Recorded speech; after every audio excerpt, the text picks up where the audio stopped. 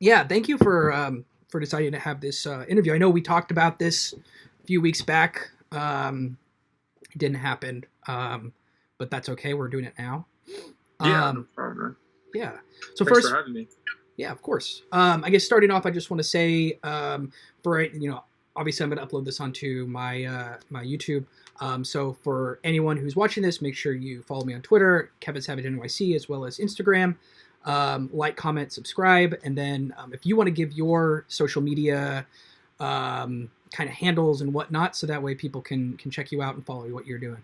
Yeah, sure. So my Instagram is at Bopmop Official. My YouTube, you just type in Bopmop Official and it should be the first thing that comes up. Twitter is Bopmop Official. Everything's pretty much Bopmop Official, and that's BOPMOP Official. Cool, cool. So I've got a couple of questions that I've got kind of lined up that we can go Yeah, through, and so I'm just going to kind of go down the list. It's mostly just kind of getting a little.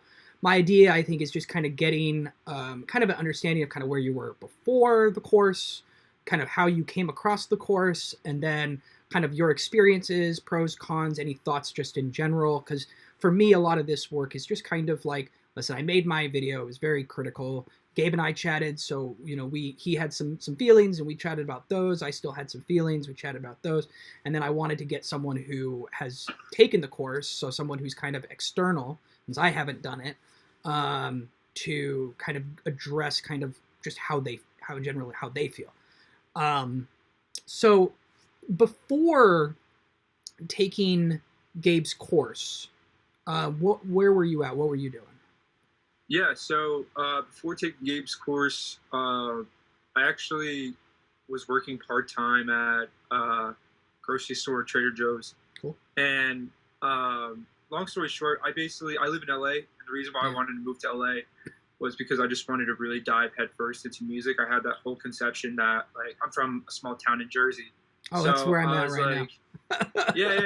You're from the East Coast too, so Yeah. I had the whole misconception that I wanted to move to a big city and make it big in music. So long story short, I moved to LA, and I was working at a grocery store, and I was also DJing, and Cool. I had been DJing for I don't know years and made that a career, and was finally building up enough steam to let off the gas on the grocery store. So I kind of cut my hours there. And Gabe's course just happened to pop up on. I think I found him on Producer Grind. I don't know Oh, if you okay. follow them, Yeah. but I was watching their interview, and I was watching the Gabe interview, and I also saw Gabe on Curtis King's channel. Mm-hmm. Now I trust Curtis King like crazy. Sure. I've been over his house. I really like the man is awesome. Like Yeah. Curtis King is a next level guy. So I was just like, all right, if Curtis King is endorsing Gabe's course, I'm like, yo, I have to like get on this. That's fair. So so how that ended up going was I signed up to the webinar, and Anno Domini, Adrian, he was the one that was conducting the webinar. So I didn't even see Gabe this entire time. I just saw Adrian. And he basically was explaining the whole process. And long story short, I went into it with a lot of doubts, bro. Like hella doubts. I was like, yo. And I was watching it actually with my roommate at the time, who was also a music producer. And he's super talented. He was like, bro, this is definitely a scam. And in my head, I'm like, yo, this is probably a scam too. Sure. But they offered a 30-day money back refund guarantee. So I was like, you know what, fuck it. Like, can I curse? Is that Yeah, cool? I don't care. All right, cool. Yeah. They were like, yo, we're offering a 30-day money back guarantee. If you don't like it, we'll give you a refund. So I was like, all right, this is a no-brainer then. Let me try it out. So I ended up trying it out. And I actually didn't do much with it within the first few months. Now, this is probably around January 2020 last year, so a little over a year ago. Okay. And, 30 days had passed. I didn't really do much. I set up a funnel. I set up some stuff, but I didn't really get into it until around May of last year. Okay. And I had spent I don't know how deep you want me to go into this, but I had spent like thousands of dollars just trying to invest in this course and just learn everything. And fast forward to February 2021, I think it's the best decision I've ever made, because I didn't know, I didn't have like business chops. I still don't have a lot of business chops, right? It's very hard to start a business, and I didn't know where to go with my music production career. I produced at studios. I've worked with, hella people, but I didn't know how to turn that into like I guess like a money machine. You know what I mean? Like how to not trade my time for dollars, if that makes sense. Yeah. So that's what this course taught me how to do. Cool. So you came across it. So yeah, that, I think that I could definitely see where your thoughts were at when it comes to, or are at when it came to the course, because that, those courses, we've been conditioned, I think, on some level, because there's been so many kind of scammy courses out there, which was definitely kind of like my initial impression. I'm like, I've gone down like the Shopify drop shipping side of things a little bit. Never bought any courses, but was glad I never did, because I just recognized that, these maybe in some of these cases, these folks don't have good intentions. And I think that we are conditioned that way. And I think a healthy bit of skepticism is important, especially nowadays, because everyone wants your money. Like that's what it happens. And this actually, you'll have an opportunity to watch the interview that Gabe and I did, but we talked a lot about ethical marketing and marketing tactics and stuff like that as kind of like the main kind of thesis of kind of our conversation. And part of that's important. I think there has been a lot of there's been a lot of marketing that is aggressive and misleading, and they may offer decent products. I mean, listen, there's someone who's going to gain value out of like the drip plugin, but when I look at it, I don't think that it meets the value that it states that it'll have. And I think that happens so often. And so when you have a higher ticket price point, just as you were seeing, like, $500 or whatnot, that could be really challenging to part money with. So getting people like Curtis King and producer grind and stuff like that, especially Curtis King, because he is truly, I think of anyone in the beat making space that is kind of like an educator, Curtis King is someone who most people come across at one point, and he has been doing it so long that he has gained, like, there's an element of trust that if he says something, you can kind of look at it and be like, you know what, maybe what he's saying, like you could trust him. Now I tend to sometimes, before I immediately go straight into trust, I tend to say, well, is there any sort of like monetary agreement because that happens all the time. People buy like puff pieces in like Forbes and stuff like that. So like that happens pretty frequently, where people will pay people to kind of give them a positive. And of course, Curtis doesn't want, I don't think he would do that, but you just never know. And so I think I would still have an element of skepticism, but I think that Curtis King endorsing a product, I could see how you'd see that and be like, you know what, I think that there is something to this. And that was definitely some of my curiosity, which was, what were your initial thoughts when you saw that price tag? And, you were obviously like, you're working and you're trying to make music. And so money is important. Listen, I've lived in LA, or the LA area, and it's expensive in California. Just like it's expensive living in Manhattan. So what were your initial thoughts there? Yeah, so I just want to say one thing about the Curtis King thing that you said. I think I don't even care if he did get paid for that endorsement. It'd kind of just be like getting paid to say something that you believe in. Like, I don't think there's anything wrong with that.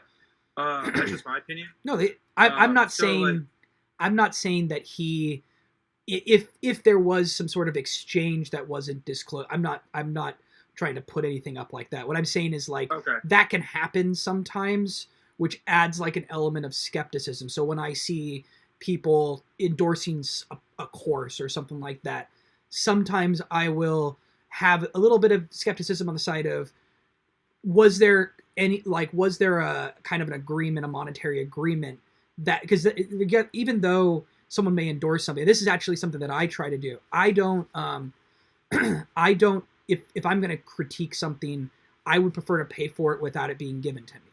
So what I mean by that is, like, for example, the drip plugin, right? I wouldn't ask Kyle for it and then do a review on it, because that, in me getting something from like that, right? Me being given a product or being given something like that can potentially sway my critique or review or kind of my feelings on it because I'm being given it, right? Whereas if you pay for it with your own hard-earned money, there's a different, you look at it different, and you can kind of look at it through the eyes of someone who would be doing the same thing, because not everyone's going to get an opportunity to have the product given to them. So that's all I mean. That's a great point. That's a great point. There's a lot of people who do reviews out there who are given the product to review versus buying it. And I think that that's an important difference that hopefully they're disclosing if they were given the product, but not everyone always discloses that. And so I always try to have a healthy bit of skepticism there. But that's just to, provide a little bit of what I mean there, clarification. Sure. No, that's a great point. Actually, thank you for clarifying that. Yeah. So when when you saw that price tag and you saw that course and the producer grind, and you're still doing the Trader Joe's thing and stuff like that, what kind of, you saw you would have seen the webinar first, I'm guessing. So you would have seen that. So you'd be kind of, they'd be going through what all you're being offered. And I think that might have been the difference between me and you, which is when I came across the course, there was no webinar. There's just a 2-hour long recorded video. So I didn't watch that. Okay. I told Gabe, listen, I didn't watch your whole video. It's 2 hours long. So he's been doing some stuff where he's now made like a 30-minute condensed version. But I skipped over, I listened to part of it, and then I didn't actually get to the end, which is where he goes over all of the different things that are being given. So that's partially my bad on that side of things, because maybe that would change a little bit how I looked at my analysis. But you would have sat through the whole thing. So kind of what were your thoughts?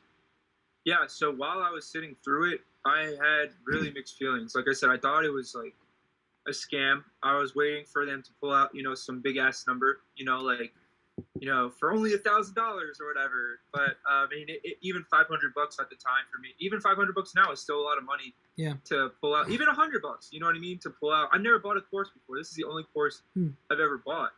But to pull out that number, I was expecting it from the get.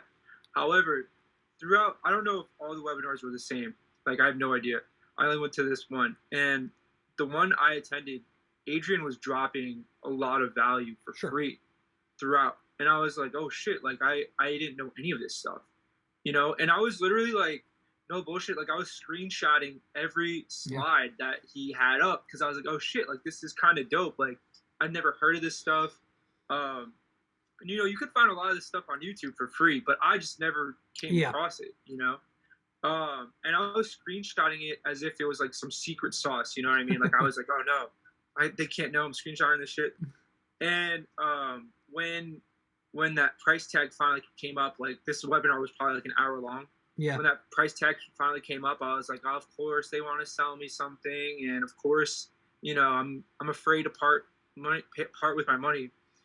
And then my roommate, who was watching it with me, like, we were driving back home, and he was like, bro, this is a scam. Like, this is a fucking scam. Like, don't do it. And I'm like, dude, how could it be a scam if all, like, AD, Anno has so many producer credits, so does Gabe. They all have a huge, really good reputation. So why would they want to bash their own reputation with a scam? So I was like, all right, let me just buy this. Let me go through with it. Let me spend $500, see what comes up, see what happens, see what it's about. So, I mean, it was a hard investment, man. Like, that was hard to part my money with, you know what I mean? Especially as a music producer, especially as someone who hasn't been doing music full time yet, That's Omnisphere. It's fucking hard.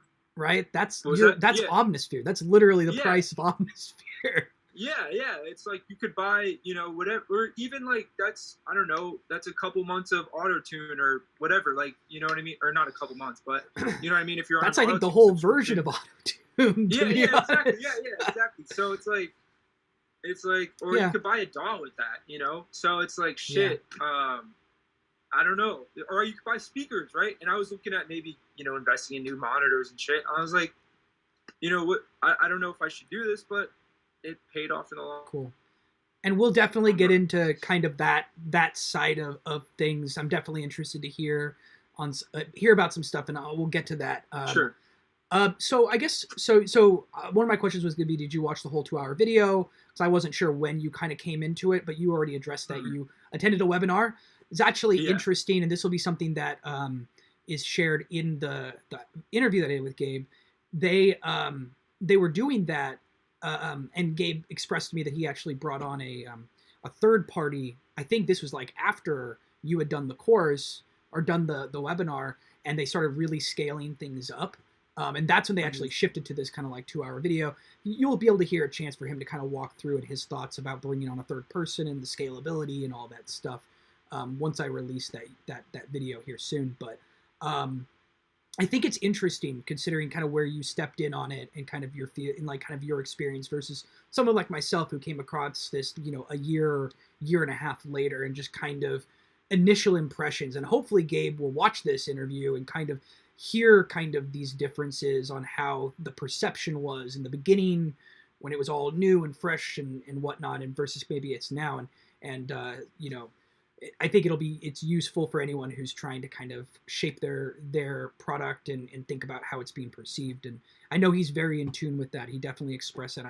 I caught that from our conversation, that he's in tune with the perception of others, and it's important to him. So I think that was something that was good about our conversation. Was I felt that there was because I've watched a bunch of webinars on other people drop shipping this and that, but there was a genuineness from our conversation with Gabe, with my conversation with Gabe. So I think that, yeah. Now you get off that call and you get off that call, you're talking to your roommate, he's like, it sounds like a scam, don't do it. You're like, no, there's this kind of this tug of war. Did you end up at that point doing external research? Did you watch like the Curtis King stuff beforehand, or did you search out, what is MIDI money? Is MIDI money a scam? Blah, blah, blah, blah, like afterwards? I believe I did all my research before. I believe I watched Curtis King's videos before I even bought the course. Okay. So I think, I'm trying to remember. I think I had watched the Producer Grind video. I watched a bunch of them. Sure. And then I signed up for the webinar after I'd watched, like, there was like 2 of them that I watched. And then I watched the Curtis King video, like, he had Gabe on. Yeah. And I just watched them talking about funnels, and I was like, all right, like, I'm excited for this webinar. The webinar was like a few days later. It was on like a Sunday, I think. Yeah. And what actually pushed me to buy was the scarcity. So they, at the end of the webinar, as like most webinars have, they have like a countdown when the price will go up, and they said the price will double within the next few days or whatever. And that's what pushed me to buy that day, was that scarcity. So I remember, I think I bought it like as soon as the webinar had ended, within like a few minutes of the webinar ending. That's a common thing. That's actually a sticking point that I tend to have with some of those kind of webinars or courses that I think they call it direct marketing, where they have kind of the scarcity. Now that was actually a point of our conversation, which was with Gabe and I, which was, is this like an evergreen offer, or is this like a legitimate piece of scarcity? And he told me that there were actually people who did end up buying the course, very small number of them, who bought it at the $1,000 price point. But most people, as he said, bought it at the $500 price point. But it was interesting because that tends to be something that you'll see you'll see fake scarcity often, right? Where they do a countdown, but the countdown isn't real. It just resets. It just keeps resetting. You'll see that often on like a lot of e-commerce stores. They'll do stuff like that. And that's actually a big red flag for me, ironically enough, is that. Now, I'm a big fan of Cymatics, and have bought a lot of their products. They use scarcity, but I know their scarcity is legitimate. And that was kind of a question that I had for them, for Gabe, which was, is that scarcity like a legitimate scarcity? And it apparently is. So that was a good. So actually, I remember visiting that same link that I purchased from like a week later, and the price hadn't reset for some reason. And I don't know the way.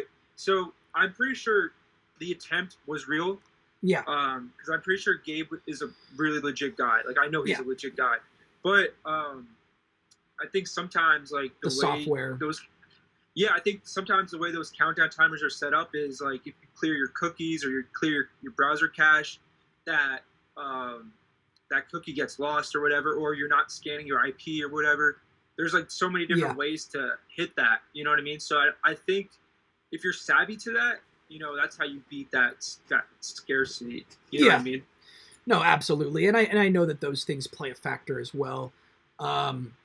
It's and you know, it's honorable that, you know, he recognizes that to him it's worth $1,000, and so he wants people to buy it at the $500 price point. He would prefer to get that, just because he wants people to, you know, be able to, you know, obviously if you could save some money here and there, that's always a nice thing. 100%. And so you've been using this course so you got the course in January, you said, of like yes, sir. 2020. Yes, sir. And you said it took a few months before. So that time period you got it. Now you saw there was a 30-day back guarantee or 30-day money back guarantee, but it took a bit before you actually kind of dove into it. So you kind of like you had the idea of like, oh well, if this doesn't work for me, I'll return it. But then you kind of sat on that. Was that just more of like just time and kind of, I know, listen, early 2020 and then 2020 got hit with the quarantine, stuff like that. So things get kind of lost in the mix. What that time frame before you really kind of dove in, what was going on there? So actually, quarantine is the direct reason of why I started the actual funnels and everything. Between January and March, I think March was when LA really went under lockdown. I was DJing all the time, and I was making really good money. And I quit Trader Joe's January 5th. Oh, okay. Of 2020. So I literally, I was like ready to take DJing and music. That's actually when I took music full time. So I was DJing every fucking week, like bro, all the time. Oh, and around March when we went under lockdown, I haven't DJed at a live venue since March or February of 2020 when we went under lockdown. Yeah, I know. So I was like, oh shit, bro, like how the fuck do I get money now? You know what I mean? Yeah. And I was getting unemployment, and I remembered, I was like, oh shit, I still have this course that I never really put time into. I never really went through. Let me try it out, you know? And I tried it out. I built a few funnels. I built my first couple, and I was making, I think I made total like $800 within like 2 months, but that's gross. That's sales. That's not profit. I was in the red, completely in the red. Sure. But I was like, okay, at least I'm making sales, right? Like at least I'm doing something. Sure. And then I took that to about May, and I was like, you know what? This is not really fulfilling at all. Like, I don't feel like I'm doing something that's actually legit. Like, I felt like I was scamming people in a way. I don't know why. I felt like I had to put on this personality that I know how to make it in the music industry when I literally had just started. You know what I mean? And I felt like I was using this imposter syndrome type of thing. So fast forward to May, then I started Bopmop. So Bopmop is not even what my original funnel was. My original funnel was just my producer name used selling my own beats. Bopmop is my actual website that's kind of like a Netflix subscription where you get beats on a daily basis, weekly basis, what have you, and you download as many as you want. It's literally like a Netflix library of beats. Yeah. And so I realized like there's so many people that are doing the exact same offers, right? They're doing, you know, I don't know. Have you looked at any of the? Yeah, I have an interest in like funnel marketing and stuff like that, and I've never launched my own funnels, but I've thought about doing it. So I understand the concept, and I've done the research prior to the interview with Gabe. You know, you have your, I'm going to give you away 5 free beats. You capture the email, which is super powerful from there.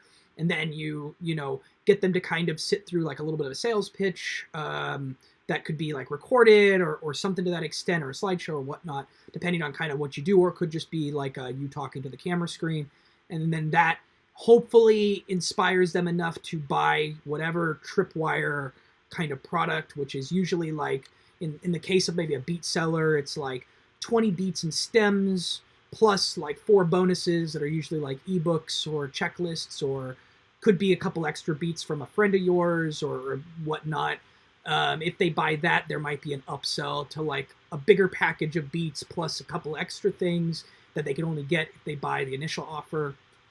And then and if they decline it, then you put them into kind of like an email kind of loop where you basically keep funneling them back into trying to get you to buy the product till they get annoyed with you, or till they buy the product. Yeah. So like it's a typical. I mean this is that's exactly it. It's a pretty it's a very common. It's incredibly common across the internet in like health and fitness, tech, like all that stuff, consultation, stuff like that. It's a really common thing. Cymatics uses a variation of it. They're not as aggressive, but they still do it. They do more of like a limited time thing. They used to do more of that funnel where the product always kind of existed. It was just kind of, you know, you could only get the offers if you bought the product. Now they do a very limited, like, listen, we're only going to offer, you know, 1,000 licenses, and when the 1,000 licenses is done,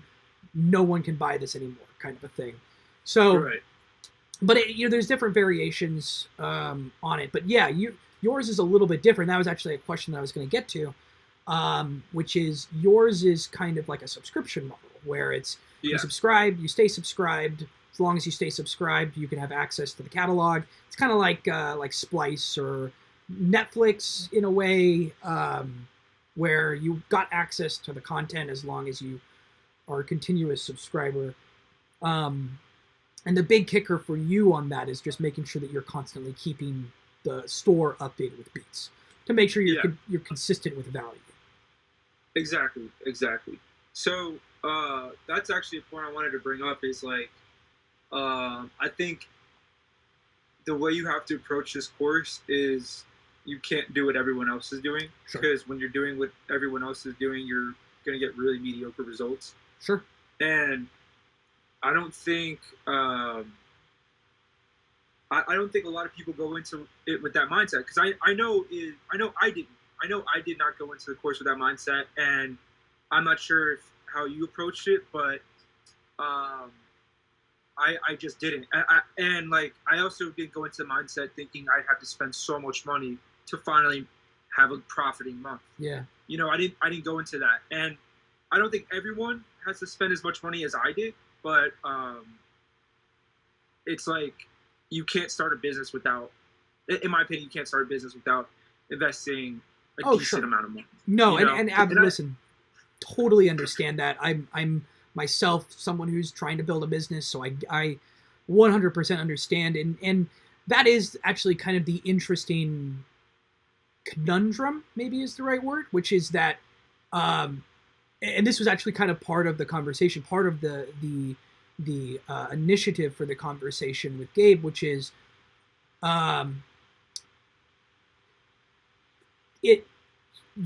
course, you know, getting people to do kind of a beat funnel, a producer funnel, kind of sales pitch type thing, direct marketing, click funnel type deal, is to break away from the saturated space. But the reality is people are going to, like, there's kind of two realities. One is when you do a pitch, and I get it, I know why people do it, because, you know, people aren't going to buy a course if they're told you're probably not going to make as much money as I made. They want to know, they want to kind of be, I hate to say it, lied to, or not lied to, but kind of they want the exaggeration on some level because it feels good. It feels justifiable. Yep. I think John Oliver had this comment where it's the reality of kind of what we live in the United States, which is everyone in the United States is just a temporarily broke billionaire, right? that's the American dream, right? The American dream is Yeah. if you just work hard enough, if you just do this enough, you will be a billionaire. When the reality is, no, you're not going to be a billionaire. You have to have a unique, interesting idea that sets you apart from someone else. That's the only way that you're going to be able to grow. And that's the point that I hope, I don't know if that's in his course, but I hope that there is this kind of this encouragement of thinking outside of the box, because that to me would add a piece of value, because it's easy to just say, well, this is the exact steps I took, now go ahead and give it a shot. But the reality is you're going to be the second person giving it a shot, and the person who did it first is going to have the leg up, and they're going to always be ahead, versus saying, hey, here are the steps that I took, here is the theory, which I know that Gabe is a fan of theory and marketing theory, and he's mentioned that in his course, or with regard to his course, but also encouraging this concept of, hey, listen, you can try this is a good practice, but you're going to have to think of how you are different than the others in order for this course to actually have the results that Adrian and I had. Does that make sense? Yeah, so I think there is a level to that in the course. I don't remember if it was really stated in the webinar. I don't know how his sales process is now, if it states any of that. But in the actual course, there's weekly coaching. Yes. And I don't go to the weekly coaching all the time, but I go every once in a while. And there's always talk about, making yourself unique.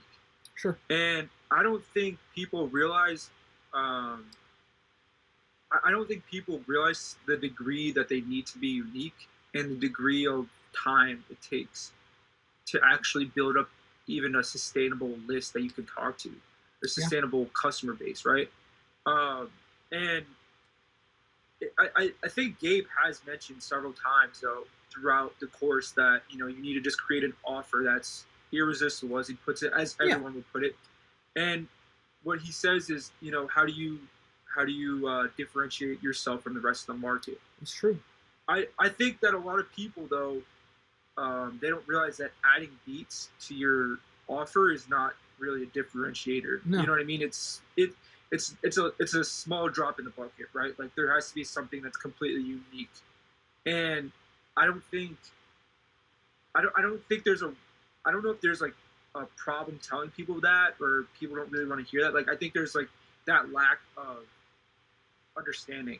Yeah, I get that. I don't know whose fault it is, to be honest with you. Like I don't know if it's probably a little bit of both, right? I can see that. I don't know. Listen, you don't want no one who's selling a product wants to give the downsides of the product. Right? The downsides being, listen, you might be able to be successful with this if you take it to heart and use it. No one wants to give that because that's not appealing, right? Like if I walk up to you and come out with like an attitude of like, listen, I've got this awesome product that might work for you.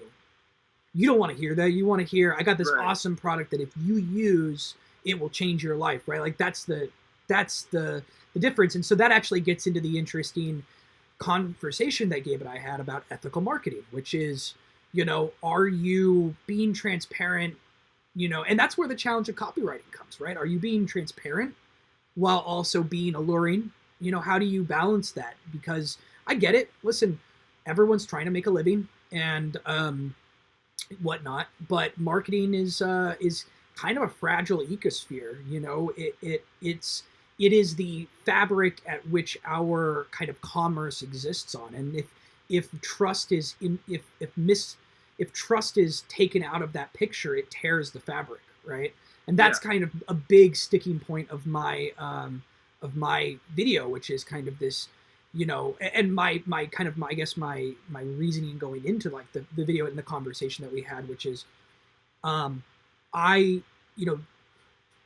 it's tough, and if I see something that either I buy and I don't think was properly marketed, or was kind of like misleading or stuff like that, like I'm going to do a video on it. Now, granted, and I made it clear in my video, and Gabe recognized it and whatnot, and I'm sure you've watched the video, which is that I said, listen, I haven't taken the course. So I am entirely outside. I am interested in interrogating the course. I'm interested in saying, is it worth it? I'm interested in talking to people like yourself and Gabe to hear kind of perspectives that are different from my own. You know, if I knew, so I don't have anyone reaching out to me who's taken the course and is unhappy with it. So that's a good sign on Gabe's side. But that's, for me, I see myself, at least in the conversation around this product, as just kind of being kind of a moderator on some level. Even though I definitely came at it more antagonistic initially with my video, at this point I see it as more of like a moderator and trying to kind of interrogate the content to see, hey, maybe people will leave the interview with Gabe and the interview here and say, you know what, I'm going to buy his course, or maybe they'll leave saying, I don't know if it's worth it. And so my goal is to hopefully, through the conversations I have, people are able to kind of make a more responsible decision, I guess. Sure. Is kind of the... Sure. So, I mean, there definitely have been people that weren't satisfied in the course, and they blatantly stated in our Facebook group.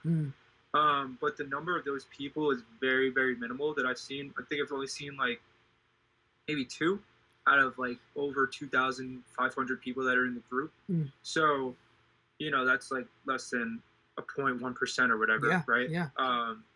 So it's a good numbers. And those are really good numbers. So the one I do remember is, there's 2 that I remember, but one specifically, this dude wasn't even a real producer. He had just bought like Fruity Loops or FL Studio like maybe a month or 2 earlier. He was saying that he does like live sound, and he kind of bought the course thinking it was going to be very easy to make beats and sell them. And he went in with, you know, bad intention. Like he went in with like rose-colored glasses. Gotcha. I think that's actually like, that's how I went in. I thought it was going to be very easy. Well, that's how it's marketed. That is how it's marketed. And that's, I think, something that Gabe is going to have to grapple with, which is, how do I market this? Which is, to be honest, he's done a good job from what I understand. If the fact that out of over, you know, if less than 1%, less than 1% of people who've taken the course are unhappy with it, then you marketed it, because there's always going to be this kind of like margin of error, right? There's always going to be like a margin of error of people who like are just going to be unhappy in general with everything, right? It does not matter. Just like, you know, you could release the most positive YouTube video ever, you're always going to probably have one down vote, right? Like that's just a reality. Like if you get a, you know, it doesn't matter how much you hold someone's hand or how much you do your best, you're always going to have some sort of negativity. It's just a reality. So I would say now, if you know, 20% of the people who buy in on the course say, I want my money back now, that is because I'm unhappy with it, then, you know, the thing should be, hey, you should look at your marketing, because you are exaggerating it then in that case. You are not providing value, because there is a more than margin of error audience or consumer that is unhappy. But if only 2%, or less, not 2%, if less than the margin of error is unhappy with him, that's not actually bad. That means he's kind of in line with proper marketing. I mean, everything can be debated at that point. You know, you can get into the weeds, but I would say like a reasonable interpretation of that would be, hey, you know, that actually is pretty good numbers. Yeah, so like I don't know the numbers off. I mean, I wouldn't know the numbers. I'm not, you know, affiliated with it at all. But I've seen in the Facebook group, and the people that are actually complaining about it versus the people that are not is like extremely underwhelming. Like there's no one really talking.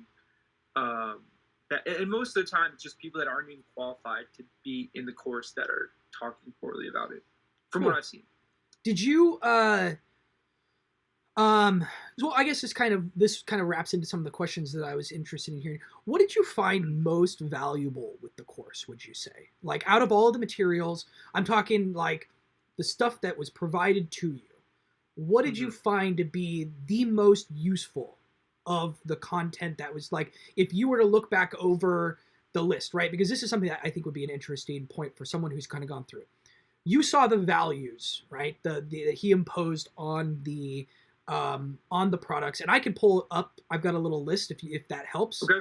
Let me just pull that up really quickly. Pull it up if you can, real quick. I'm gonna read it off to you because I don't want to screw up any of this stuff. But I can tell you how much he was charging for the different things. I think that can break down kind of thoughts around. Do you think that is? Let me make sure I can pull. Come on. Oh yeah, here we go. So a couple of things I would say. So I have the original list of when I made the video.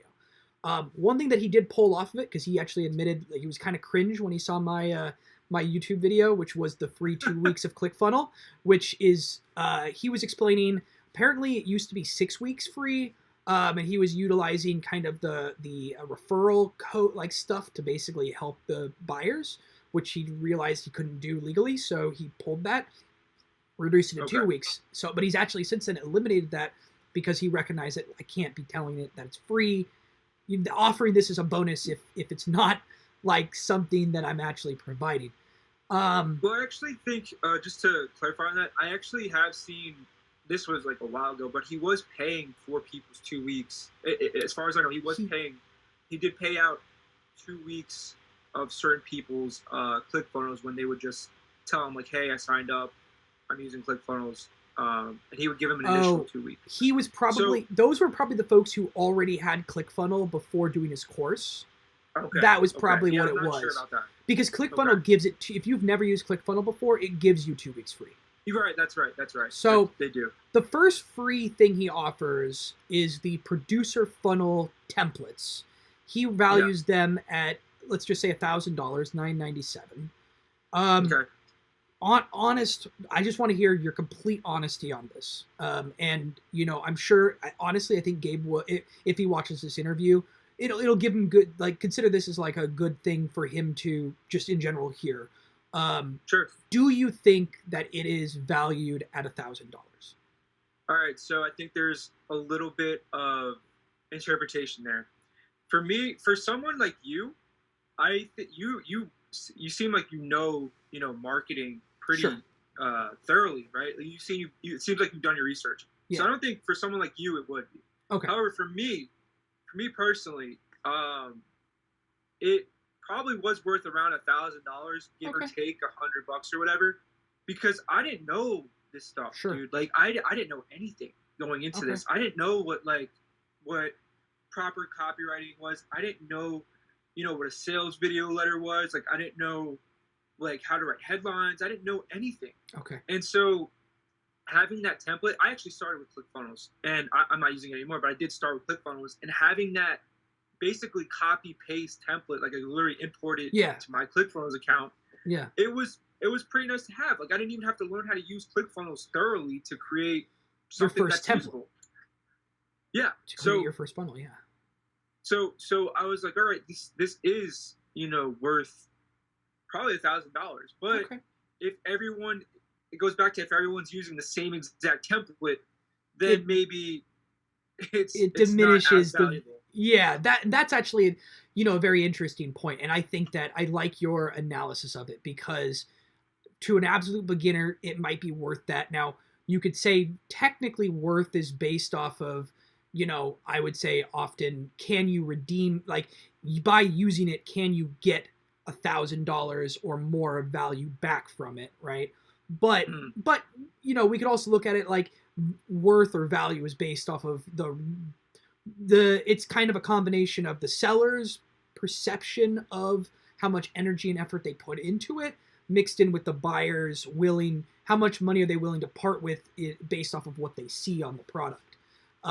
So I think that's a good way of looking at it, which is, hey, if you're a really experienced marketer and you're just looking at this process kind of to get a little bit more knowledge, maybe it's not worth $1,000, but to a brand new beginner who doesn't know where to start. And listen, I've built multiple websites. I know some coding and stuff like that. And I've never used funnels specifically, like a ClickFunnels, GrooveFunnels or stuff like that, but I can make my way around templates and stuff like that to make stuff my own and take another template and turn it into the proper template. So maybe to me it's only worth $100 or something like that. Right. You could use WordPress and create the exact same template. So I wouldn't be able to use WordPress, but what was that? I'm not a WordPress user, but Okay. But yes, you could theoretically use something. WordPress, Squarespace, stuff. All of them have kind of this like landing page. Like it's a matter of like clicking a button to go to another page, having a video up, and whatnot. But I understand what you're saying.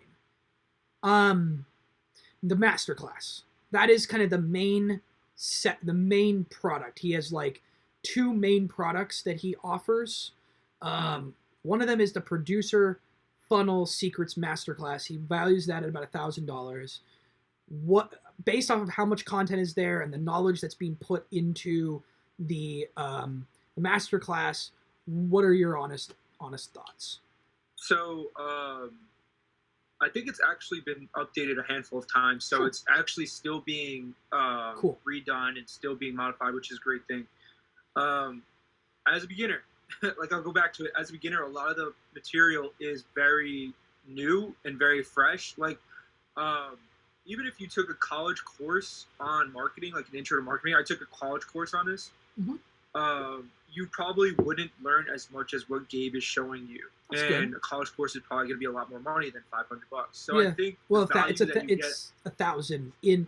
I'm talking about the value that's there. The value. Okay. Yeah. So even like a college course, a marketing course, even if it was less than the $1,000 value, I still think that you might be getting a lot more value out of what Gabe is saying, because he's also applying it to beat making. Okay. He's not just tailoring he's tailoring it, and it's really specialized. Cool. Now, I don't think I would actually spend $1,000 on just one masterclass. Like if all of these components were separated and I was given like an option to buy out everything individually, I don't think they're worth. Okay. I don't think it's worth it on their own.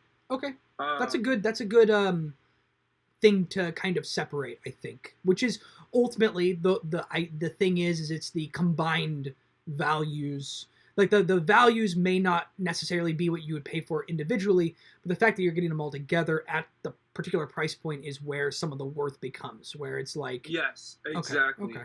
Exactly. And he actually makes that a point in the course. He's like, listen, like the reason why I don't know if he says this explicitly, but the reason why you buy something like a course like this is because of all the value stacked together. Like there's an actual value stack. It's not just like one item, you know? Interesting. Yeah. So that's just something that to keep in mind. How many hours would you say of content do you get with the course? Is it like, does he do it? So the reason why I'm asking this is I've done master classes. For example, I like the Slate products, but I was significantly underwhelmed by their academy. Because they have these master classes, which they highlight, but they're like 2 minutes, right? Like 2 minute. It's like each chapter is like 2 minutes or 3 minutes. Oh, no. So whereas on the flip side, I've done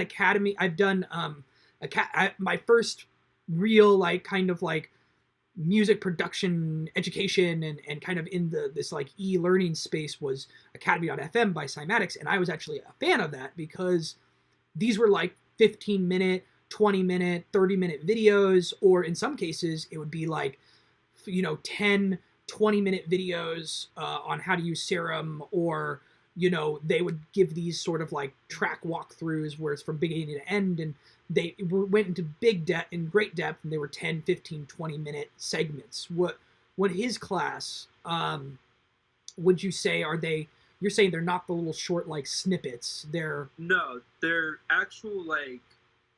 I felt like I was getting sort of a college education type like scenario. Like it would be the initially the way it was set up when I was watching it. I don't know if he changed it recently, but I could go ahead and check if you want. The way he set it up originally was he had Zoom calls recorded. And he would literally teach these lessons out on Zoom to like the first group of producers that he brought into the class. So you would literally get live feedback from the producers if they had any questions, if they had any comments about what he's teaching. And some of these videos would go, I don't know, like an hour and a half long. Interesting. And so I was like, yo, this is like amazing. Like the shit that I was learning was very, very intuitive, because he would also, like, there's a part of the course where he talks about customer avatar, like your ideal customer.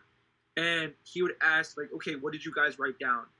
And people would read off, and he would literally give you live feedback. He'd be like, okay, this sucks right here, this is good right here, like, this is what you need to change. That's pretty cool. And you were able to take that and apply it to your own customer avatar. Now, I don't know if that's still up, but I'm pretty sure it is. Yeah. I'm pretty sure that is. So I think in total, it's around 4 to 5 hours, maybe 6 hours. I'm not positive, because there's also some mini videos that are only like 10, 15 minutes long. Gotcha. And there's also worksheets that he gives you just to like fill out at the end of the lesson. Okay, so it's like, in a sense, it's almost like taking like a seminar class that you would do, kind of like if you're gonna go get your, like, I don't know, like, for example, my girlfriend's stepdad is a tax accountant, right? And he's like doing like a little tax class to get like a little license. Or say you're getting like your CPR certification, you would do like a day, you know, like a 6 hour day, 1 6 hour day, and then at the end of that day you get your certificate. So it's kind of like that. It's not like a full college course, because think about it, right? Like if I'm taking 1 credit, that's typically 1 hour class 1 day a week for like, if it's a quarter, then it would be for like 10 weeks, or it's a semester, it's like 16. So it's not like 10 or 16 hours or more. It's like 6 hours. It's like a, you know what, and honestly, in that case, I would say, you know, maybe the $1,000 price point is actually makes sense, because because that's kind of a question that I had, was how long is this? So hang on, let me plug in my computer. It's giving me a heads up. If you buy, you know, if you were to buy like a Masterclass, $1,000 is kind of what you spend in many cases for some of these like seminars, for like a 4 to 6 hour thing. My concern was, is it only like an hour worth of content, you know? No. It's actually like, there's a lot of good stuff in there. And, you know, like I said, you could find all this stuff online for free. But I think the way it's presented to you in this course is really, really good. And that's only coming from someone that's only bought 1 course. So I don't know. You have to remember, like, you have to take into account that I don't know what other courses look like. So I don't know if this is like really top notch or really not top notch. I just know, like, I went to college for a little bit, and I didn't learn nearly as much. Okay. And I spent way more money at college. So. That's fair. So did I. Okay, cool. Now, that's really helpful, and I think that's a big piece of kind of the equation, and kind of the question mark. So he's got the 80 Legion beats with resell rights. He puts at a $2,000 value. Now this is definitely like, I can, you know, it. Now I will say, based off of what I'm seeing, from my understanding, it's more than just those beats. They also have kind of because this is the whole idea of this, is these are tools for you to use in your funnel as bonuses, which is cool, because a lot of people, like, listen, creating a bunch of bonus content on your own takes time, and time is money, and time is work, and you may or may not be good at it. But from my understanding, your community has kind of like a pool of resources that everyone kind of contributes to. And basically allows people to use it. Now, there's a couple of different pieces here, right? One would be, if everyone's using the same stuff and offering the same bonuses in their funnels, that really diminishes the quality of those bonuses, right? But at the same time, if there's enough content in that pool, that isn't really something that's probably going to happen as often. So it like one piece pushes the value down, another thing kind of pushes it back up. Also, the quality of the content that's in the pool, and how much there is, all of those pieces kind of play into the equation. I look at a $1,990 or a $2,000 value of I don't know how many beats it is, maybe 10. Is it 10 or maybe 20 beats? So it's 5 beats from Anno Domini with the stems and unlimited rights, and it's 5 beats and 4 other beats with, I think it's 4 other beats with hooks from Legion beats. Okay. So it's like, I think it totals out to like 10 beats. Like 14 or 13 total files. But the beats and the beats with hooks are the same from Legion. So it's basically like you're getting 2 separate types of the same beat. So you're getting basically 10 beats. And then some of them have hooks. Some of them have hooks. And I could, listen, that 1990 value is obviously like a giant question mark, because the reality is like unlimited, like you could sit down and say, well, you know, based off of how much Legion beats and AD sell their beats for as exclusive or unlimited for the unlimited rights point, right? If they sell them, let's say like $100 for unlimited rights on like their beat stars, then that would be the equivalent, you know, that would be, in that case, it would be, what is it, like $1,000? Yep. So it's a little bit less now. If they sell them for $200, then that's $2,000. So it kind of becomes a giant kind of question mark there of it, and it's all, obviously, like, value is based off the producer. I might want to sell my beats for $250. Someone else might sell their beats for $50, you know? Right. And technically, yes, they are both, you know, producers with, you know, extensive credit. So technically their material could be worth more in their eyes and whatnot. But I think what the fact they're giving you resale rights is probably a point that adds a little bit of value, because it's not just you're buying the beat for yourself. They're giving you the beat to be able to sell to others or give to others. So that might add a little extra value to it. And the fact that there's a pool, I think when I heard about that, I was like, okay, I could see. I wish they had in parentheses, or in addition to that, kind of, if they would have added in like a community of content that that you know, or something like that, where they kind of like add that piece in, I could definitely see justifying that price point. I think when I just look at that initially, I'm like, that seems like possibly a little inflated, but that's kind of the eye of the beholder. Right. See, I mean, I've seen like, no bullshit, and I use this in my own marketing. Like, I literally take screenshots of like producers' beat stores that sell for, I don't know, they'll sell unlimited license for $400. That's fair. You know, and they don't even have the credits that, you know, Gabe or Anno would have. So, you know, it just depends on, I think, just depends on how you look at it. I do agree that $2,000 might be steep if they're not, because I don't think they're selling it for $200 for unlimited licenses. I think they're only selling them $150. I'm not positive on that, but it might be steep. But like you said, it's just in the eye of the beholder. Yeah, that's true.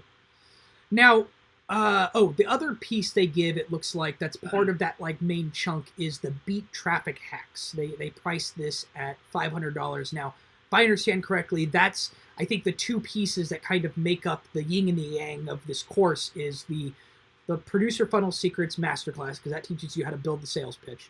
And then the Beat Traffic Hacks teaches you how to get the customers. Because without that, you can have a funnel, you don't have any customers, because they market it as being, you can have no subscribers or little subscribers, and you can still kind of make a profit, you know?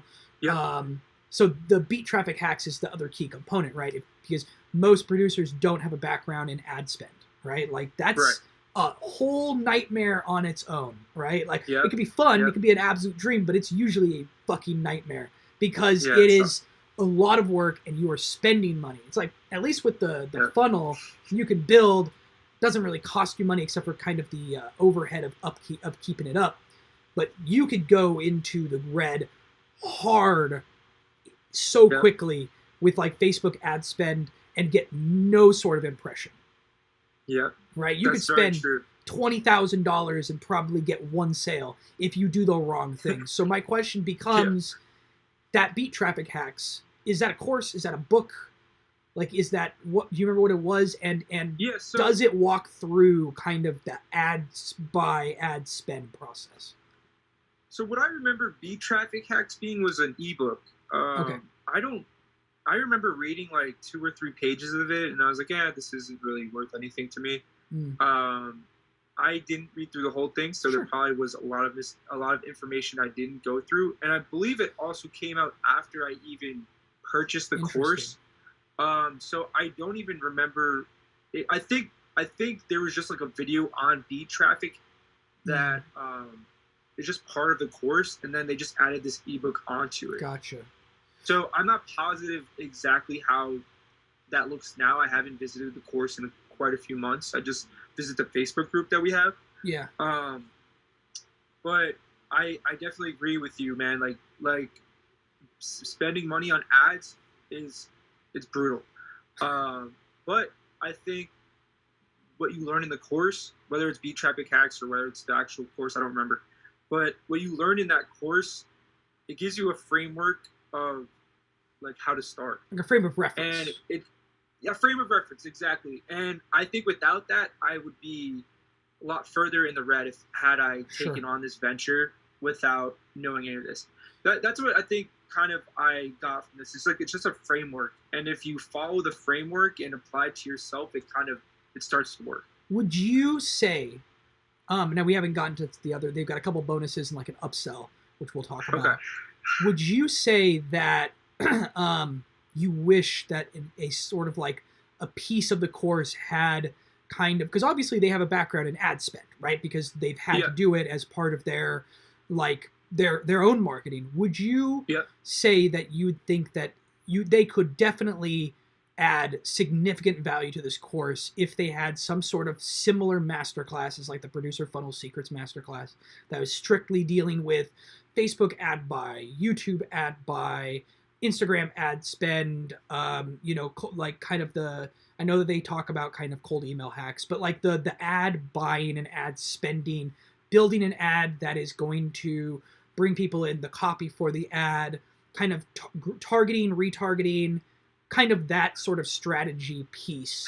Because obviously that's where you get your customers. So you need that. Like that is going to be the difference between a very successful funnel and an unsuccessful funnel. Are you marketing to the United States? Are you choosing the weekends because weekends cost more? Are you targeting the world? Is your target audience ginormous or is it more condensed? Like all of those pieces are important, and that some sort of course that deals with that, a little bit more time spent on that would be of significant value, especially in the context of this course. Sure. So they do have there are actually dedicated sections for specifically Facebook. I don't know if there's YouTube section or Google AdWords. So that's actually been something pretty tricky that I've had to kind of figure out myself. Yeah. But Facebook ads has been something that's pretty well discussed. Okay, cool. They kind of go over how to set up a campaign. Because actually, I've never ran ads until I started doing this. Sure. So it was very, very difficult to get up and running if I didn't have this course. Okay. So they go over targeting. They go over, running like lookalike audiences, interest-based audiences, sort of how to write copy in the ad. That's something that I've kind of learned on my own. Yeah. And something that they don't really go over though is creative. And I could be wrong because like I said, there's weekly coaching. Yeah. It's actually twice a week now. They're starting to do 2 times a week. And they're all recorded. They're all on Zoom and they're all live. So I don't know if they talk about, doing creative or doing, stuff like that in those coaching calls, but in the actual course, I don't remember them talking about creative. So Gabe, if you're watching this video, Gabe, creative stuff is something that would be super useful to inject into kind of the course material to add more value to the course. Yeah, like I said, like I don't know if it's in there or not because I haven't visited the course. And YouTube ads, I don't know if that's in there or not. Like I said, I haven't visited the course in a couple months, so if it's in there, bar this statement. But and I think I think having an understanding of how much money to spend is something that would be useful. Okay. However, I don't think you're really going to understand it until you actually spend the money. Totally because fair. I got into this thinking I'd only have to spend maybe $100, $200 to start seeing a good return. And, I spent like almost $5,000 last year on ads alone. And I think that's actually something that Gabe, I will give him props in this, and I gave him props in the interview on this, which is he does. I wish this was there more so in kind of like the marketing, but like he does do it in the interview. And I told him this in the interview, and I saw this in the 2-hour video, which is he does say, listen, you're going to spend for every dollar you spend. I had to spend $1 to receive $1.75 back. So for him, it was kind of, he does explicitly state this, like, listen, you still have to you got to put the money up front to get the money back. So that inherently means, unless you're doing just the cold traffic hacks to kind of get your foot in the door, you are going to be spending money up front in order to receive money back. But I think the challenge becomes, I'm sure Gabe has people he's working with who have more of a skill set in ad spend, and I'm sure he's had to kind of learn it. Anno Domini has that background, so I'm sure there's some collaboration there. But the reality is, a lot of people don't know how, like, to do this, and so they're not going to get the $1.75 back, right?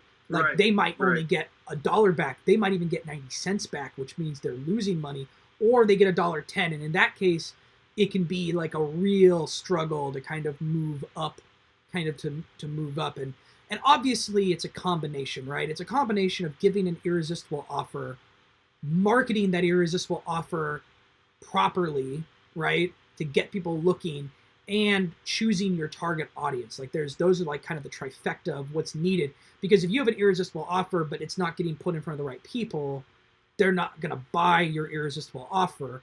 And if you put it in front of the right people who want to buy your product, but you're pricing it too high, or you're not making it irresistible enough initially, right? Maybe you make one of the upsells irresistible, but if your initial sale isn't irresistible, that audience isn't going to buy it. So there's this kind of this like this perfect storm that you have to kind of generate. Otherwise, it's going to collapse.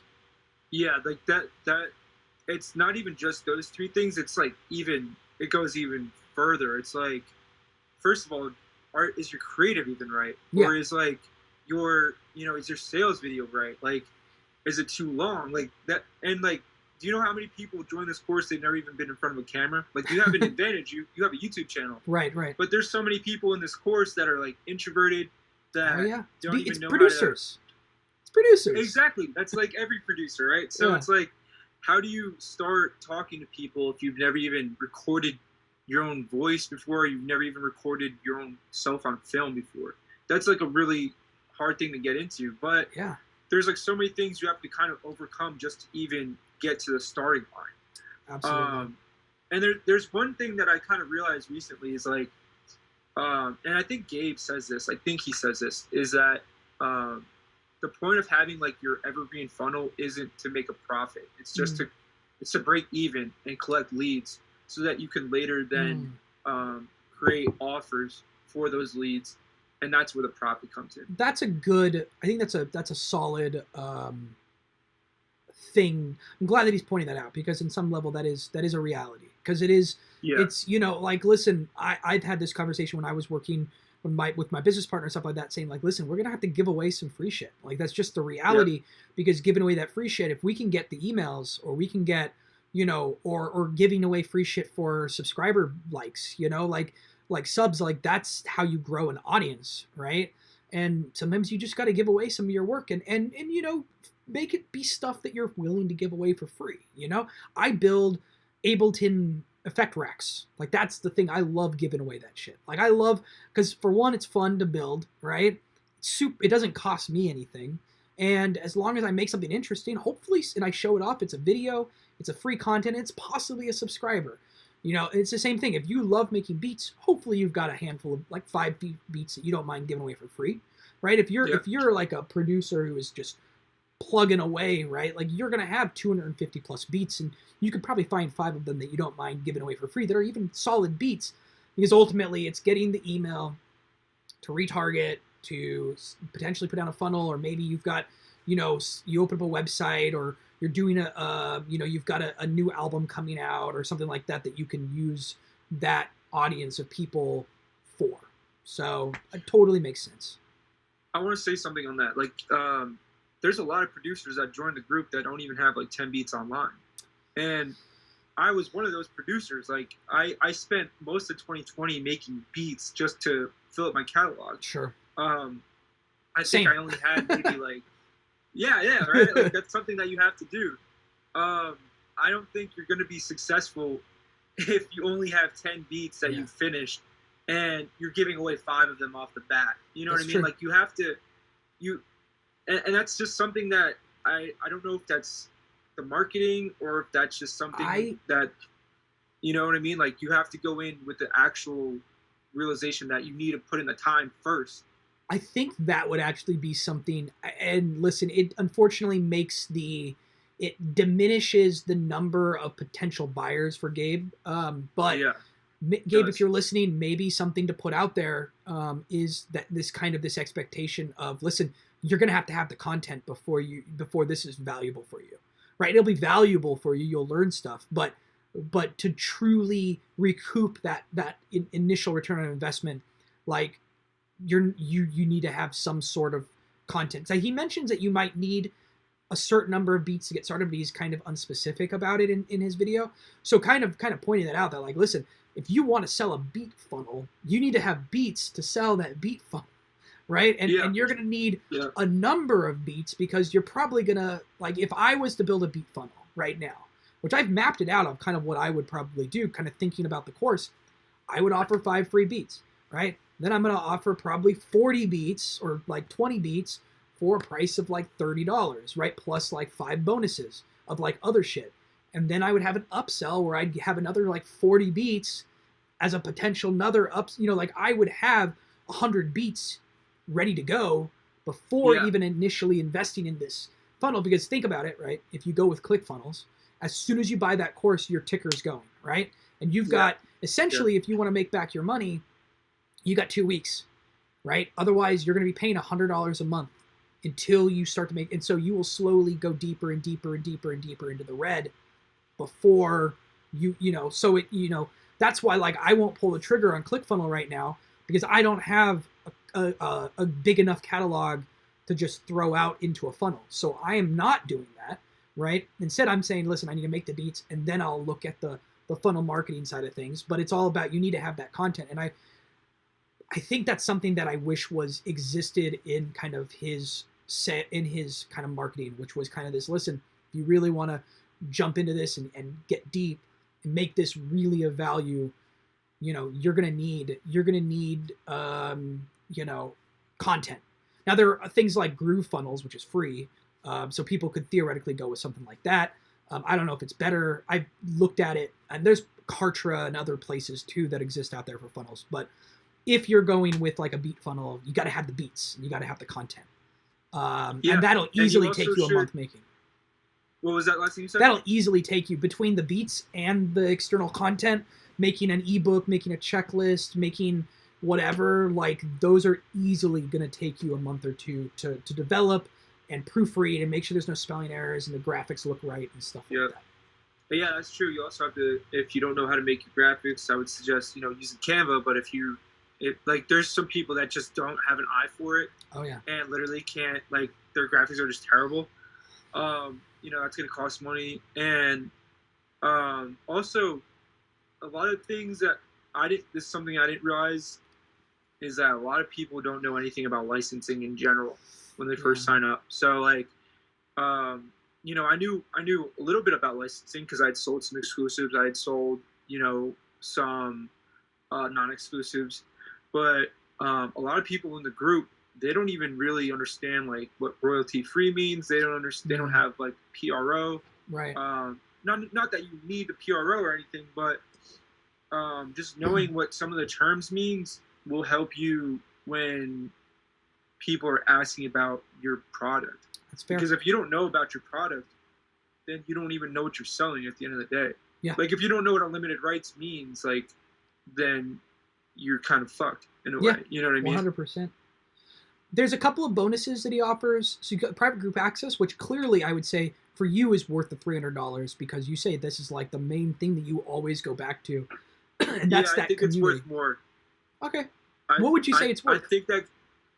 I think that group, the Facebook group alone, is probably worth $1,000. I think that's fair. I think based off of kind of this interview and kind of everything you've said, that's the thing you keep going back to.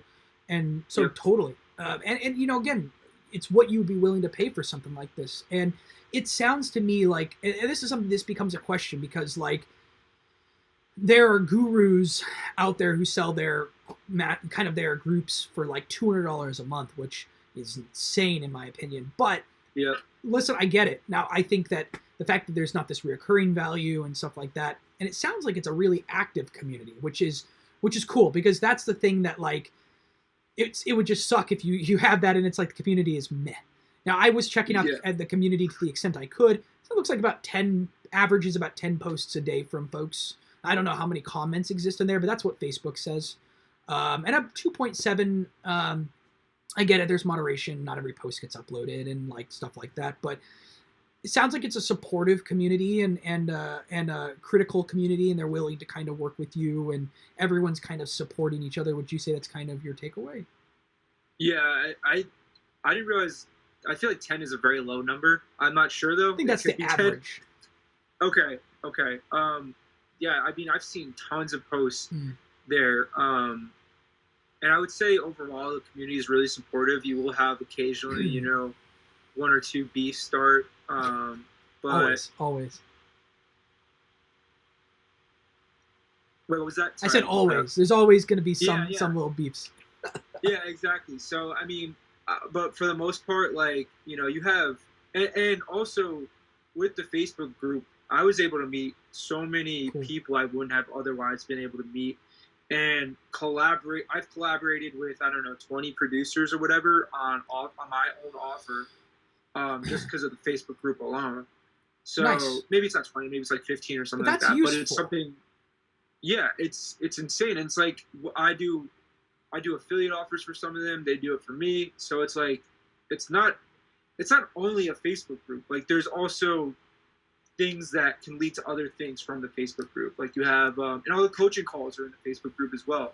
So you can see them from Facebook. Like you don't need to be in Zoom to actually view them. So it's just, there's a lot going on in that group. That's cool. That actually, you know, that's actually really, that's cool. Cause you know, that is a hard thing for some people, which is like how to find your community. And especially if it's a community of everyone who's kind of supporting each other, the fact that there's kind of this, you know, because the whole thing about this is selling a product. Everyone's kind of got the same mindset. They're trying to sell their product. There's a little competition on that side of things, but everyone's willing to kind of lend themselves to each other, and whatnot. That's solid. Because like for me, I do the whole Discord thing, right? Like I got my Discord channel. I'm part of a bunch of different other Discords. I find a lot of value in that.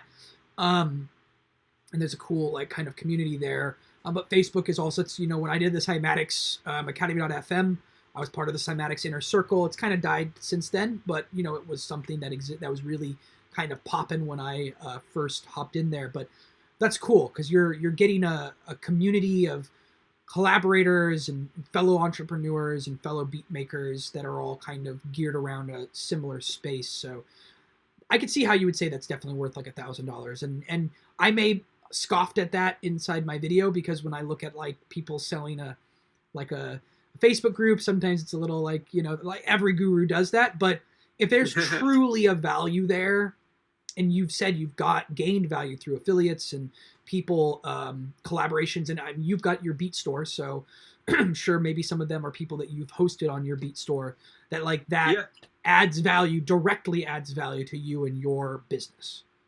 Yeah, like I do want to say, like before I joined the court, before I bought the course, I thought I was never going to use a Facebook group because I just thought it was going to be some bullshit spammy thing. Yeah, like every Facebook group becomes, but this one is actually legitimate. Nice. As long as you know you show face and you're respectful, dude, like you're gonna have a good time in that Facebook group. The Modern Producers bundle. Now I bought from Modern Producers. I'm gonna be 100% transparent and say I've not been happy with my purchases from them. I'll explain. I know this is Anno Domini space, but I don't like the organization. I know that it's like a collective of producers who release kind of their sample packs. But the sample packs that I've purchased, and I bought the bundles. I haven't spent a ton of money, but I bought like the 2K, like the 2019 bundle and like a Christmas bundle and stuff like that. I think when I bought like a MIDI bundle, like a MIDI pack. It had like drum MIDI. I found value in that, but almost all of the sample packs that I bought, I've just kind of never used. Okay. Organization I felt was a little subpar. I'm a cymatics guy when it comes to stuff, right? And they've got a very straightforward organization, right? I know exactly what I got. Here are my melody loops. Here are my one shots. Here are the stems to my melody loops.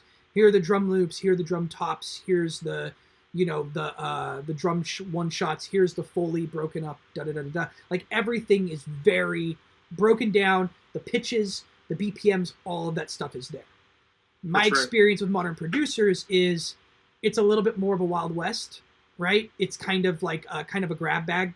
Someone might do that breakdown on one of their sample packs, but another person, it'll just be like I don't even know what I'm working with here, right? Like it's just not organized. Yeah. And so it makes me not, when I see a $700 value, I'm like, like, is it?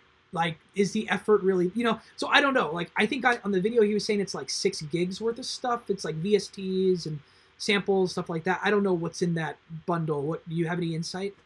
Yeah, so I actually I tried, when I first downloaded the course, I tried downloading that pack, but I was getting errors that I had to pay for it, and I just didn't even bother.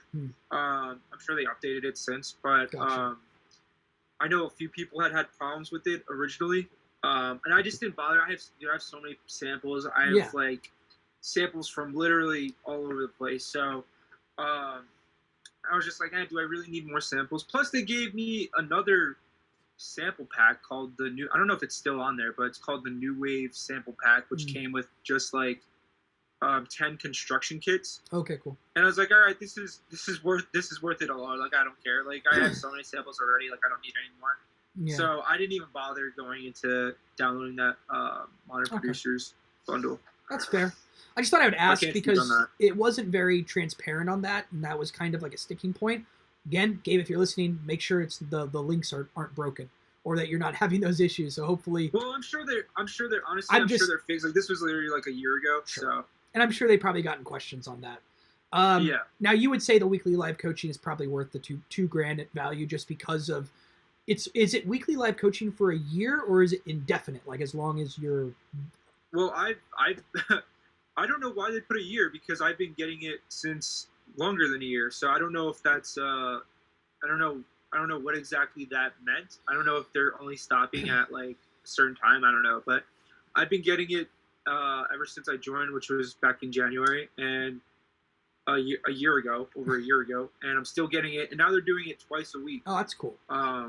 So I know some weeks they're not doing it twice a week for whatever reason, but it's usually twice a week from what I know. And the coaching is with who? So it's with Wishmaster Beats, who is like a Grammy-nominated producer that's really successful with all that stuff, and also Big Shot Beats. And occasionally, Gabe and Adrian will come on as well. Cool. That sounds about accurate. I could see that, especially if you're doing it twice a week. That's dope. I think the concern can sometimes be, you got people buying this course from all over the world. So it does, are those times lining up? Are they offering it enough for anyone to really truly kind of gain access to it? Otherwise, it loses the full $2,000 value. But if you're for the average buyer, if they're in the United States and they're, if they're doing it within the middle of the day, like Central Time kind of referenced, right? It's probably at a time point that anyone can attend, So to address that, they've actually changed the times depending on what people. So they'll throw out a poll in the Facebook group and be like, okay, what's the best time for you guys this week or whatever, and they'll change the times accordingly to whatever the majority needs it at. Do they record it and keep it in an archive? Yeah. So okay, cool. Every single coaching call is recorded, and they're viewable. They're viewable in the Facebook group. I'm not sure if they're also viewable in the external course as well, but they're all viewable in the Facebook group. Cool. And that's important, right? Because like some people, if they're in Japan, right, they're not able to like necessarily, they're in a whole different time zone. Right. Or just maybe someone works graveyards and does, like who knows. And then finally, for what they're selling, they've got this productivity masterclass for they sold it sell it, so it's the only upsell on that initial landing page for $47, but it retails at $97. Did you buy that? Do you No. No, okay. No, I didn't. Now, Gabe was saying, so we're not going to talk about that because it's all speculation then at that point. He was saying there is an upsell, that there was an upsell after you put your money in, after the initial landing page. So this would be like a tripwire effect, essentially, where you're like, cool, I'm going to go ahead and buy the course. Maybe I don't want the productivity masterclass, or I do. Next, and then there's something that pops up. He was saying it's like 2 different like beat packs or something like that, or there was like something else that pops up as a possible buy. I don't know if it existed when you did it. I don't know if you went for it or not. I don't think there was. That actually might be the sample library that I got for free, and maybe he's doing that as an upsell now. Okay. I don't know. Is it like, I think it's called the New Wave sample pack, and he might be doing that for free now. Or he might be doing that as an upsell now. I don't know. Yeah. I will say that I have used the drums from one of those kits a lot. So, but cool. I don't know if I'd pay for it. Gotcha. Just because there's so many like free and reputable companies out there. Reddit are drum kits, right? Like our drum. I don't know if you use Reddit, but literally our drum kits. You can literally get 1 million free drum libraries or sample libraries. So I get that. So then I guess overall, from your experience, the price point of $500, maybe it's not worth the $7,527 of value that he's got it kind of totaled being, but you would say maybe it is actually worth $1,000, definitely worth the 500. Obviously, if you can get it for 500, that's better because that's saving you half, you're getting it half off. But you would say then in general that based off of what your experience with the course, it is actually worth the $1,000 essentially. Yeah, I would. But here's the thing: like, I don't know if I would have spent $1,000 last year because I don't know if I would have been able to part with $1,000. There. Now, like knowing what I know now, I would have easily spent $1,000 last year. You might have also had just a different impression. Now this becomes an interesting point. If you would have bought it at $1,000, you might feel otherwise about buying it at $1,000, whereas you bought it at $500 and you're saying, well, I'm glad I didn't buy it at $1,000, but it is worth $1,000. Yeah, that's true too. Like I feel like I got more than my money's worth at $500. And I think that $1,000. And I think that ultimately answers the question of Gabe, which is, are you providing an irresistible offer? Which based on your experience, it is an irresistible offer at that price point. 100%. Like I would say he probably could have put it at $597 and I would have bought a year ago, maybe $697. Okay. Most definitely $597, but I don't know if I would have bought at $997 just because of I can't see into the future, That's fair. I think one thing that would be interesting, and I know that this is something like that Cymatics does, maybe this is kind of a thing for Gabe to look into. Partnering with a firm or partnering with like different payment plan structures would possibly get folks into the course. If it might make people a little more open to getting in with the course. I don't know what that looks like. That's something that Cymatics does, but it theoretically could open it up to people who are interested in checking it out, but don't have $500 to part with right off the bat. Something to some thoughts there. Now you let's see. So I was going to talk about a little bit about Bopmop. Sure. Because I know that's your thing, and you've been gracious to be on this call with me, and so so you started with the funnels, and then you said you're like, I'm going to try something a little bit different because maybe the funnels aren't working as best for you just because everyone else is doing it, and you're probably interested in kind of doing something a little bit more unique and whatnot. So you create Bopmop, which is membership website for pay a membership fee, and then every month you upload new beats, and anyone can download as many beats as possible. Is it like unlimited beat downloads or? Yes. So I will make this disclaimer. I mean, I'm still using funnels actually. Okay. I'm just applying it to my own. Like I actually still run the 5 free beat offer. Okay. Because I feel it's really weird. I've tried so many different lead magnets. I've tried, I've tried, a whole month free with Bopmop. I've tried, 10 free beats. I've tried like ebooks. I've tried like all different stuff, consulting, and really what seems to work is just the 5 free beats. The simple 5 free beats seems to work the best as a lead magnet for whatever That's reason. Fair. And I'm still using, I use email. I use Aweber for my email. That's what I'm looking into. Yeah. I'm experimenting with SMS. I have been for the past couple months. You looked into Community? And yeah, I was using Community. I hate it. It's terrible. It's not meant for marketers. Yeah. It's meant for influencers. You can get it cheaper, right? I don't know if did you completely toss it out the window? Yep. Okay. I canceled my subscription a couple weeks ago. Did they offer you to like do 100 for like $20? 100 what? 100 contacts for well, I guess you don't really, it doesn't matter for you. But I was gonna say I was an early adopter, and they said, because when I was like, I just can't justify spending $100 a month. Like, I just don't have that audience. They're like, well, you could spend $20 a month. We'll allow you to have a 100 contact list for $20 a month. But for Bopmop, it probably doesn't make sense. Maybe if you decided to do some sort of like side thing, or you were maybe for your podcast or something like that, could theoretically be useful. But I get it. It's not.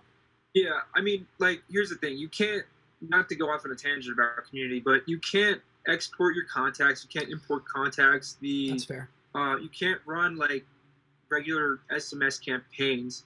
So it's True. like you can't run scheduled campaigns. So the entire point of SMS, the way I wanted to use it, was to run campaigns. Like when someone clicks on, a certain link or whatever, I want them to get this text, or That's fair. the same way you would with email. Yeah. You know, I want to have a sequence, a 5-day sequence or whatever, 7-day sequence. You can't do that with Community, as far as I know. Yeah, so, I mean, maybe it's something they change down the road, but I get that. I can see how, for what your purpose is, maybe it just isn't right. Right. And it's also really buggy. Like, I wasn't getting notifications on my iPhone when I was getting texts. Yeah. I'm pretty sure that's still the case. Like, they literally have that on their FAQ. Yeah. Is that they're working on that. So it's like, it wasn't worth $99 a month for me. Yeah, no, I could definitely say that. At least for where I'm at, it's definitely not worth $99 a month. Yeah. Okay, so sorry, and then you're trying a bunch of different lead magnets, and ultimately the 5 free beats is the one that you found to be the most effective for you. Yeah, I don't know what it is, but I guess it just targets rappers and singers that are into getting beats. I know that for anyone that's watching that wants to start running ads with a 5 free beat lead magnet, I would suggest not running outside of English-speaking countries, and I would suggest, unless you do speak a different language, I would suggest starting in North America, primarily just the U.S. Yeah, I can see that. I find that when you're very targeted at first, you kind of get more of a sense of who you're marketing to versus going really broad. Yeah, and you get a lot of them, because if you go really broad, you get a lot of impressions, but you don't get much engagement, and it doesn't convert. You'll get your impressions will be like a penny per person, but the reality is it's like they're not doing anything. It's like nothing. It doesn't matter. Yeah, so makes sense. And that's actually a good gem there. So you're still using funnels in that sense, trying to kind of funnel people into your course, or you're in your store. But you decided to create kind of this sort of like subscription service. What's your experiences with doing this subscription service? I know that you had a video where you had some people who tried to be nefarious with your store. You had a little podcast episode where you said you had some trouble with some folks who were trying to get unauthorized access to your store. So I know that a lot of people have had, I've had a lot of like flack from producers from doing this. A lot of people have said that I'm like ruining the game because of it, because I'm offering a huge library for only $49.99 a month, when normally like an unlimited license with stems would cost like $100 to $400 or $500 depending on the producer. Yeah. And I've been getting flagged in that regard. Like I was actually talking about the hacking that you had. Yeah. Oh yeah. Yeah. So I got My bad. No. We'll talk about the producer community. I'm more than happy to hear about that. I think that's interesting and a good point to talk about. But you said you had a little hack that happened. Yeah. I got hacked. That's weird. It was like 2-3 weeks ago, and it's funny because my first ever funnel got hacked too. For whatever reason, on different hosts, on different web hosts. Like, I don't know what it is. People don't like me. I don't know. But yeah, I got that fixed within a couple hours. I have a really secure firewall now, which I didn't think I needed at such a low scale, but I guess I do. Interesting. Yeah, so I put up as much protection as possible.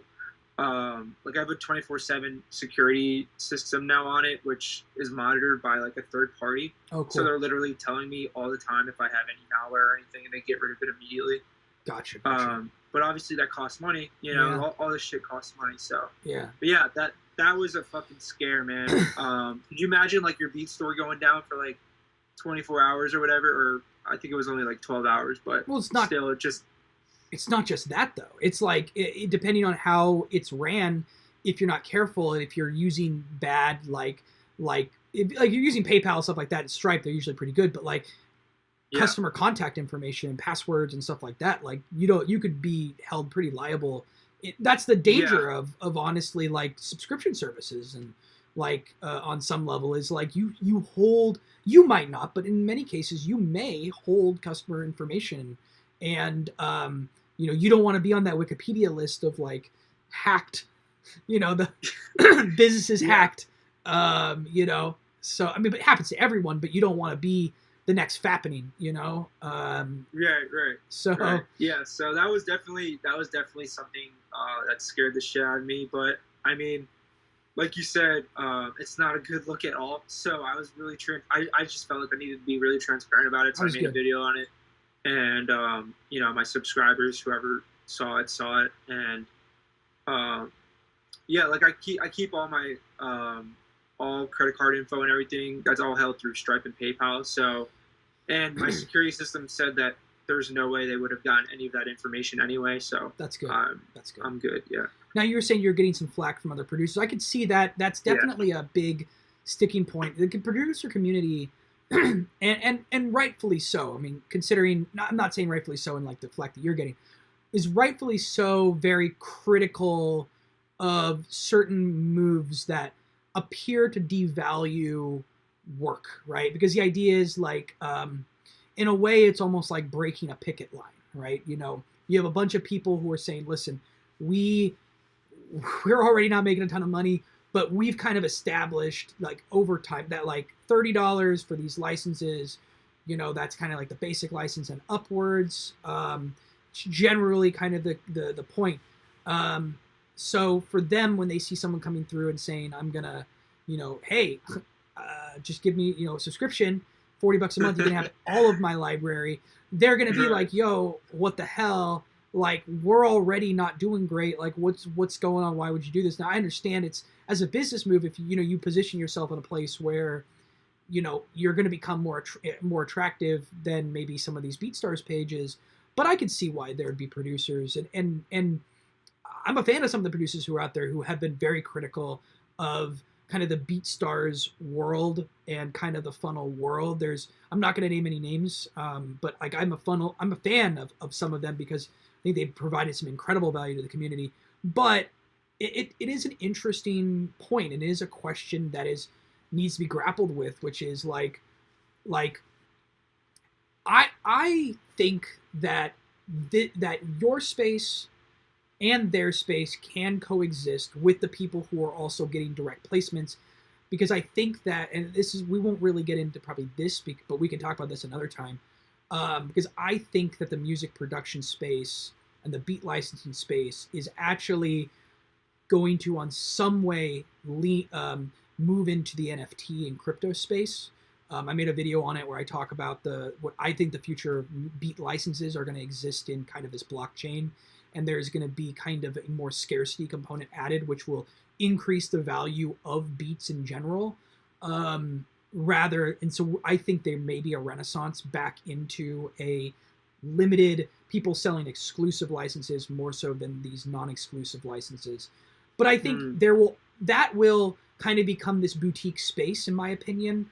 And there's going to be a number of rappers who are kind of top game who are looking at that space. But there's always going to be a market. There's always going to be, and I hate to say this because it's going to sound weird, and I'm not directing this towards you, but I'm directing this towards just this kind of bulk beat space. There's always going to be space for the dollar trees of beats. Yeah. Right? Yeah. For the cheap, discounted beats, for the new rappers, the aspiring rappers who don't know if this is for them, but want to give it a shot, want to make some songs and release them. So there will always be a space for that. The Walmart and the Dollar Tree, you know, this kind of like bulk, wholesale, like whole kind of bulk sale. Whereas some of the bigger names are probably going to move into the NFT space with these very exclusive, kind of unique ways of kind of trading and buying and selling beats.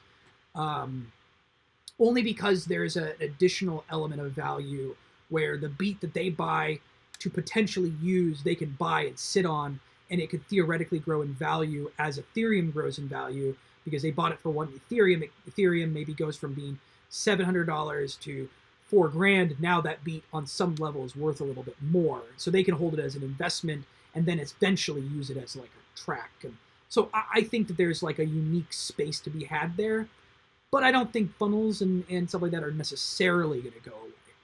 So yeah, I mean, I don't know. I think honestly, I respectfully, I kind of disagree with you there. Okay. Just because I feel like if you just look at the past 20 years, like beats overall have diminished in cost, and they've also been able to be outputted a lot more frequently. That's true. You know, like the top YouTubers are putting them out twice a day, once a day. That's fair. For the past 5 years or whatever, and some of those aren't even sold exclusively, but they get like millions of views. Sure. So I'm not saying what you're saying is completely incorrect. I just think that there's going to be a time where producers might not even be needed, and I don't think that's any time I don't think that's any time close in the future. But there are some like AI is already being developed for writing melodies, writing full songs. You know, I forget what some of the software is, but it's pretty incredible what it's already doing. I know what you're talking about. You know, so it's going to be interesting. We're going to honestly have to see.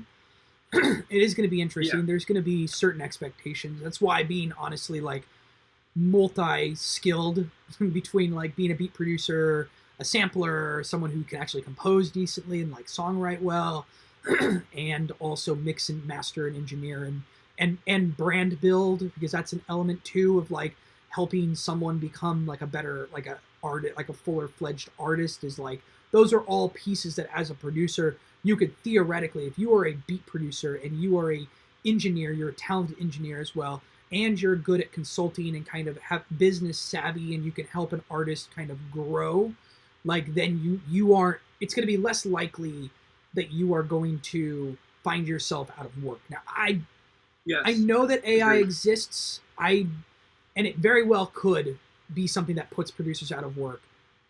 I'm torn on that, but we might respectfully disagree on that. Sure. It may be literally too far away for that to be the reality. That's what I think. I don't even think this is like, I don't think we're close enough to even have that conversation yet, just because the technology is not even close to being there yet. And I mean, listen, computers can make art, doesn't mean it's good art. That's true. That's true. It's the imperfections that in some way are important. Now, have you found that your like, you don't have to answer this or not, but have you found that there's been a lot of kind of people in the rap space and the artist space who have found like a use in Bopmop and kind of this subscription model? Like, have you? Yeah, actually, overwhelming amount of people have actually reached out to me and been like, yo, like this is crazy. Literally yesterday on my TikTok, I was talking about this. I made this video maybe like a month ago, and I was talking about just like entrepreneurs just like giving up and just like, you know, having your doubts as like a business owner or whatever. and I was talking about my experiences with that, and someone in the comments was just like, dude, like you cannot let go of Bopmop. This is way too valuable for me. I need to use this like every day. So he said something like that kind of like uplifted me. That's cool. And 2 days ago, I got another Instagram DM from a different artist who was just like, dude, like this is the best thing ever created. So I get that like a lot. So you don't feel bad giving full, like you don't, do you ever worry that someone, I mean, now you're constantly updating every month, which prevents people from just kind of jumping in, grabbing and dipping. But do you ever concern that there's people who are maybe going to pay the 40, I mean, granted, it's $49, but are going to hop in, just grab everything and then leave? Or like, how do you? Oh yeah. I'm like, I have no doubt in my mind that happens, and it's probably happened a million times already. I know it's already happened because I used to do free trials, and people have literally gotten all their shit for free. Yeah. And that's just stupidity on my part, right? That's just me trying new offers. And I just think of it this way, like, there's always going to be new leads, new customers. So I don't think everyone is like that. And I think, it's like, I don't know. It's kind of like Splice. If you, Splice has credits, so it's a little bit different in that sense. You're not doing necessarily credits. True. So that's true. If you're doing credits, that might be a little bit different, where it's like $49, a month, because that's what keeps someone from doing that on Splice, right? Is the fact that they are limited to a certain number. And granted, you fortunately / unfortunately can't really move into that sort of model. But do you feel like, kind of looking back, you kind of at all wish you would have done some sort of like credit model where it's like, listen, you get no, not at all. My vision for this was actually just the Netflix of beats, literally. Getting complete access to as much as you can for as cheap, I guess, as you can. I don't want to say cheap because that kind of puts a bad I get it. connotation. But as affordably as possible, I literally use the tagline, the Netflix of beats, to kind of market myself. And this isn't the first time it's been done. Like, there's literally, I tried buying out a domain from someone who's been doing this in the past, and their model is terrible. Like, their site isn't even up correctly. It's barely functioning. But I tried buying their domain just because they had a foundation. There's also other people that have come to me saying that they've tried to do this model before. I also know one homie of mine who has a similar model with credit systems, but he says it doesn't really work at all. Like, my model is better. So yeah, I mean, you're offering way more value, so I think you're able to price it, because I know you price it around, what is it, $50 a month? It's $49.99 a month. Yeah. So, which is for what you're getting is a huge value, which is probably why there are producers out there who are like giving you some heat, because they're like, yo, you're like literally giving out an entire non-exclusive license, one of our non-exclusive licenses for like your entire library of however many beats you have. Now, I like that. I think the thing that I initially, kind of the gripe that I initially had on your website, if you don't mind, which you addressed it, which was I couldn't get a preview of the tracks. Now, you created a way of being able to preview the beats that existed, but that was something that I was like, made it a little bit more like how, like, the numbers and being able to see the quality of content and stuff like that is always kind of like, you before you put, even if it's a bunch of free beats, you want to make sure it's a bunch of free good beats and not a bunch of free margin. So you could actually preview all the beats. I don't know why I haven't done this earlier, but I'm gonna make it a point to do it. On our FAQ at the bottom of the homepage, it says there's how to preview all the beats, and there's a page that you can go to. It's our featured beats page, and you can also check out all the producers that are on our site, and you can check out literally every single beat that they've put out. And we've got like a few pretty big names on here already, so we hope that is like or at least I hope that's a pretty good factor to determine whether or not the beats are good or not. Are you constantly kind of looking for new producers to work with, or like how do you get? I actually get hit up all the time. Like, that's cool. I'm overwhelmed by the amount of producers that are trying to get on, which is kind of funny. I never thought I'd be in that position. I I was getting emails pretty much every day from one or two producers just trying to just get their beats on my site, and I wasn't even marketing to them.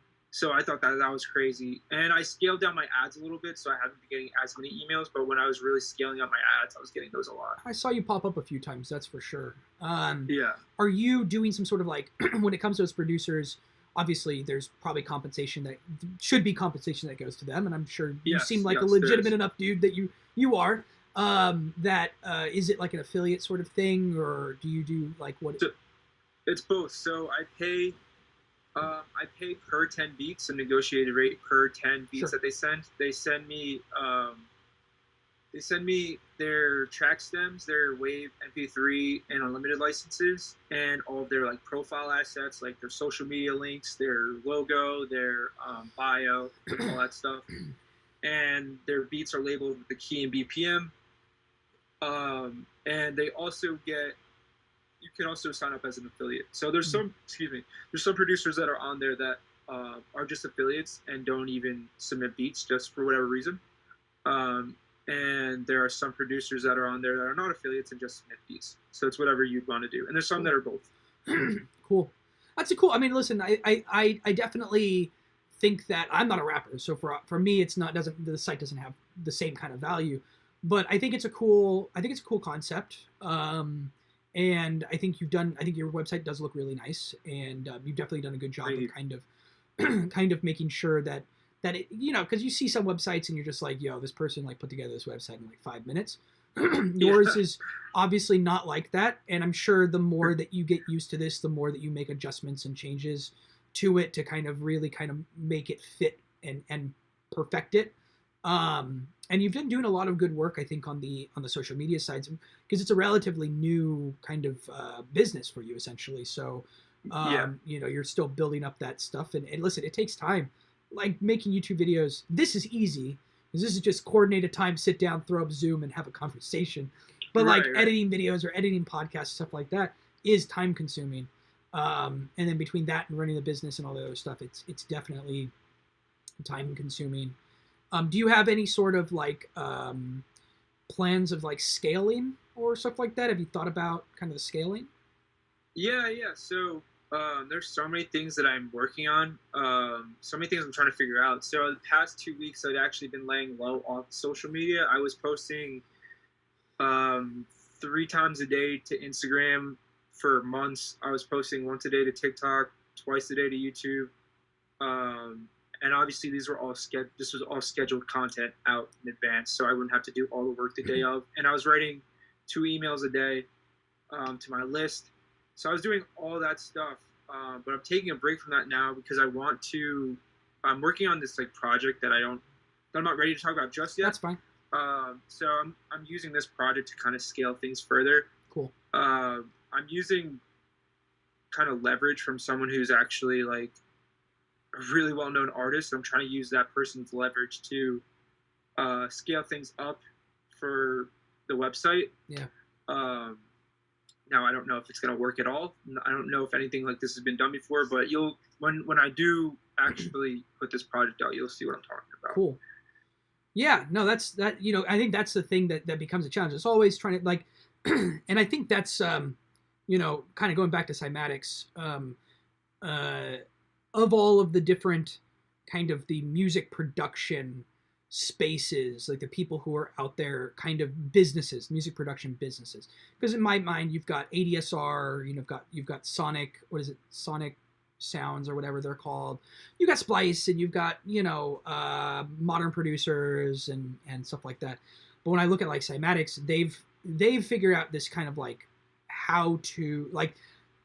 They figured out how to kind of scale in different spaces, and that's something that like truly is something that if you want to survive. And I remember when I lived in California and I was talking to working producers. So I used to drive for Uber in California when I was going to school. They were always trying to figure out like what is the next sound that's gonna pop off, and this was back in like 2015. So like house music was huge, right? And they're like, well, tech house is the next big thing, but it wasn't big at that time. And so it's always trying to figure out what's the next big thing. I noticed that like Cymatics started off with samples. They moved into the education space with Academy.fm, pulled out of the education space, got into the personal branding space / subscription space with their gold bundle, still releasing sample packs because that's their bread and butter. Then shifted into kind of these live events, but obviously then coronavirus hit, couldn't really do live events. They released Diablo, so they're in the plugin space now. And then I just got an email from today saying we're releasing an album, which I'm like, wait, Cymatics is releasing an album? So it makes me wonder, are they doing maybe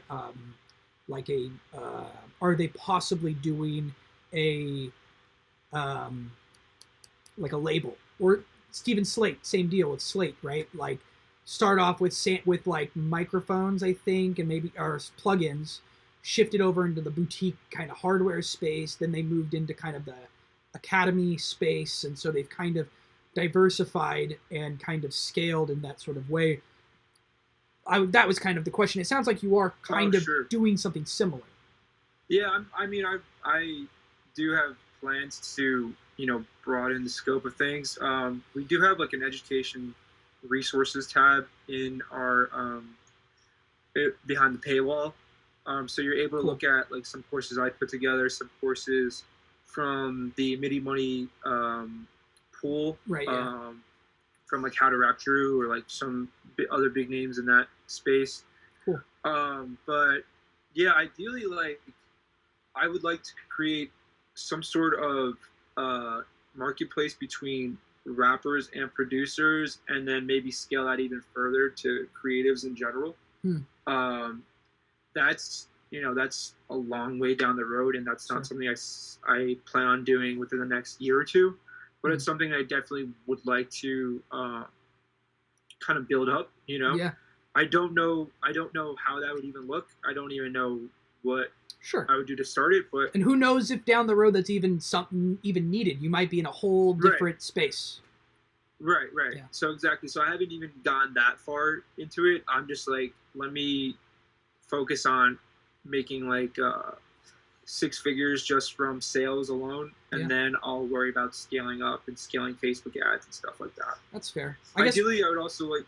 Go ahead. No, you go ahead. So ideally, I would also like to create like the entire strategy for an artist, from basically starting an artist from zero and building him up to like being the next Russ. And I use that in my marketing pitches.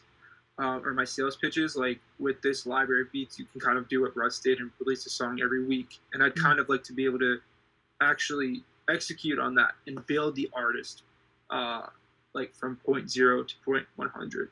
Cool. Well, we'll definitely be looking forward to seeing kind of how you're able to kind of make that work, because that's definitely its own sort of set of strategies and time and effort and energy, because it's probably going to be relatively course-based or it'll be some sort of consultation service or something like that probably. But listen, like that's a cool idea, and if you can show the case studies and whatnot, I mean, that's kind of like label, kind of like building a record label in some level. Yeah, it is. It is. But it's, that's, I think you've definitely, what you're doing now, I think is the right steps, because you're giving people a place to kind of convene. Have you thought about, do you have like a Discord that you create for people who sign up for your service, or have you tapped into that space at all? We literally just created a Facebook page 2 days ago. Cool. So I'm still figuring out who I want to let in and out, because I don't know if I want to keep all artists in there. As you know, I'm not sure if you're in a lot of those Facebook groups, but it tends to just be really spammy. No, I get it. You know what I mean? My advice to you, if you don't mind me providing it. Yeah, no. Discord. I'll to that. Discord. It's free. You can control permissions. You can give roles to people that basically lock them out of certain spaces or let them into certain spaces. So you can have like a room for people who are subscribers that they're only, you can periodically monitor your subscription place and see if someone's still a subscriber. You can remove those roles when they no longer are subscribers. You can interlock Patreon in with it. You can interlock pretty much all of the different, like Twitter and all the other stuff, I think, to some extent with it. There's bots that are built to basically do moderation. that are all free or freemium type stuff. You can build like incentives for like people who participate get more points, and the points can provide someone like a higher tiered role. You can create mods and administrators pretty easily. You can create just chat rooms in it. There's like a space that allows like like just chatting type stuff, so you can do like voice calls, and you can even upload a bunch of like custom emojis, so you can kind of have fun with that stuff for like nice. reactions. It's what I'll invite you to. I'll send you a link to my Discord for Kevin Savage, so you can kind of get a grasp of kind of what it is, and then dive down that space. But a lot of people in the YouTube space are moving into Discord. It's just a very you can control stuff. It's very kind of customizable more than Facebook, and it's fun. So it's definitely worth looking into. And I think that especially if you're kind of leaning into maybe developing artists, building up that framework to have like a Discord channel where you start interacting with those artists and you're talking to them. It's a good community builder. And you can make it custom and personal to your brand and control it so that you're not getting spammy type stuff, you know? You could set up stuff that prevents spam, essentially. So yeah, that's a huge thing. And that's actually, I didn't know you could integrate with PayPal and Stripe with Discord. I don't know about those, but you can integrate with Patreon. There's actually like a Patreon bot. So if someone is like a patron, so I don't know, there might be something out there. You'd have to do some digging. I'm a few years into Discord, but I've only really been deep in the past year or so. So okay. I'm still learning a bunch and kind of there is definitely kind of a learning curve. There's a particular kind of like when you're creating posts, there is a particular like formatting that you can use to kind of bold, underline, etc. It has its own challenges, but it's definitely worth checking out and finding other people who are out there and joining their Discords to see what they do. Like I started by looking at Moonboy, who's a producer.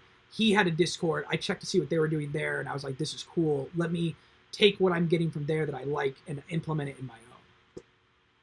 Got you. Oh yeah, I'll definitely look into it, and I would love to check yours out. Yeah. Cool. Well, we've been on this for like 2 hours or an hour and a half. I don't know. It's been a while. It's a great conversation, that's for sure. Yeah. Do you have anything else that you want to mention, add, talk about before we get off, or are you pretty much like? No, I mean, I just want to say one thing about like people hating on me. Okay. Yes. Do it. I just want to make it clear that like I don't know if this sounds bad, but a lot of the people that have been hating on me, I'll check out like their beats and stuff, and it looks like they've got nothing on. Like it looks like it's a lot of times. You ever hear the saying like hate comes from below, not above? Sure. Like it just sounds like a lot of producers that are hating on me aren't really doing much themselves, so they're just trying to find something to hate on. That's so fair. If you're that person, direct that hate somewhere else, please. That's all I want to say. I get it. And I'm sure you get that too. Yeah, I mean, I'm sure I will down the road. I don't get it as much right now. I try to be generally a nice guy. But I mean, it doesn't matter. It doesn't. You're a nice guy, and you still get the hate. I think that, listen, it's just a reality of life, like I said earlier. With every video you post out, you'll probably get at least one downvote at some point down the road. Maybe not at first, but as you start to grow an audience, you're always going to have someone who's not going to like something. I think my first downvotes, my first video, which was, the audio quality was terrible. My most upvotes, but also my most downvotes, because bad audio quality. But I'm like, I'm not going to pull this video because it's getting a lot of views, so I can't, But it's the internet. It's a reality, and there, on some level, it is probably, a little bit of jealousy, which is, a totally normal human response to seeing someone else with success and feeling a little jealous about it. I know I feel it, and I have to watch myself. And, it is what it is. And, with every person who provides a little bit of hate your way, you've got 10 people who are providing positive feelings towards you. So, I mean, that's kind of where you have to live. I'm sure Kyle Beats hates me right now because I did a video that was really aggressive. That's why I put on my Instagram, listen, I hold no hate towards someone like Kyle. I just bought the product, wasn't happy with it, made a video about it. You know? How much was the drip plugin? I think I bought it for $30, $25 or $30, but it's like but I know people bought it for like 40 or 50, and I'm just like, I can't see it. I think it looks cool. Fantastic. I think his videos, he is like, I've looked up to him, to be honest, with his YouTube content. Me too. Holy shit, his content is fire. But that plugin is so straight good. garbage. So, you know, and I'm laughing about it because that's the reality is like, listen, he learned, and hopefully if he releases another plugin, he takes all the feedback that's been given his way. Because listen, he's gotten shit from Kenny Beats, Trap Nintendo. I'm terrible with what it. Abe McCreary, I think is his name. From Weaver Beats, from like everyone has come at him and said, "Yo, this shit's fucking garbage," because the plugin does suck. I'm sorry, it sucks. The installer sucks. It's not 2 clicks and it's perfect, right? It's like maybe 7 clicks and you got something all right. I didn't find that like it really made anything I put it on sound all that much better. And anything that you could do with that, you could do with literally stock plugins in Ableton, FL, whatever. And I think the biggest thing that like triggered me, that I was triggered by this, was when he said in his ad copy, you don't need to learn like sound design. You just need this plugin. Which is like, bro, you're an educator. You are a YouTube educator where you are teaching people how to make beats and stuff like that. Why the fuck would you say, oh, you don't need to learn sound design, just throw a drip plugin? Like, fuck off. Come on, That doesn't make any sense. So, but at the same time, I might be really aggressive and really fired up about my critiques of him with regard to the drip plugin.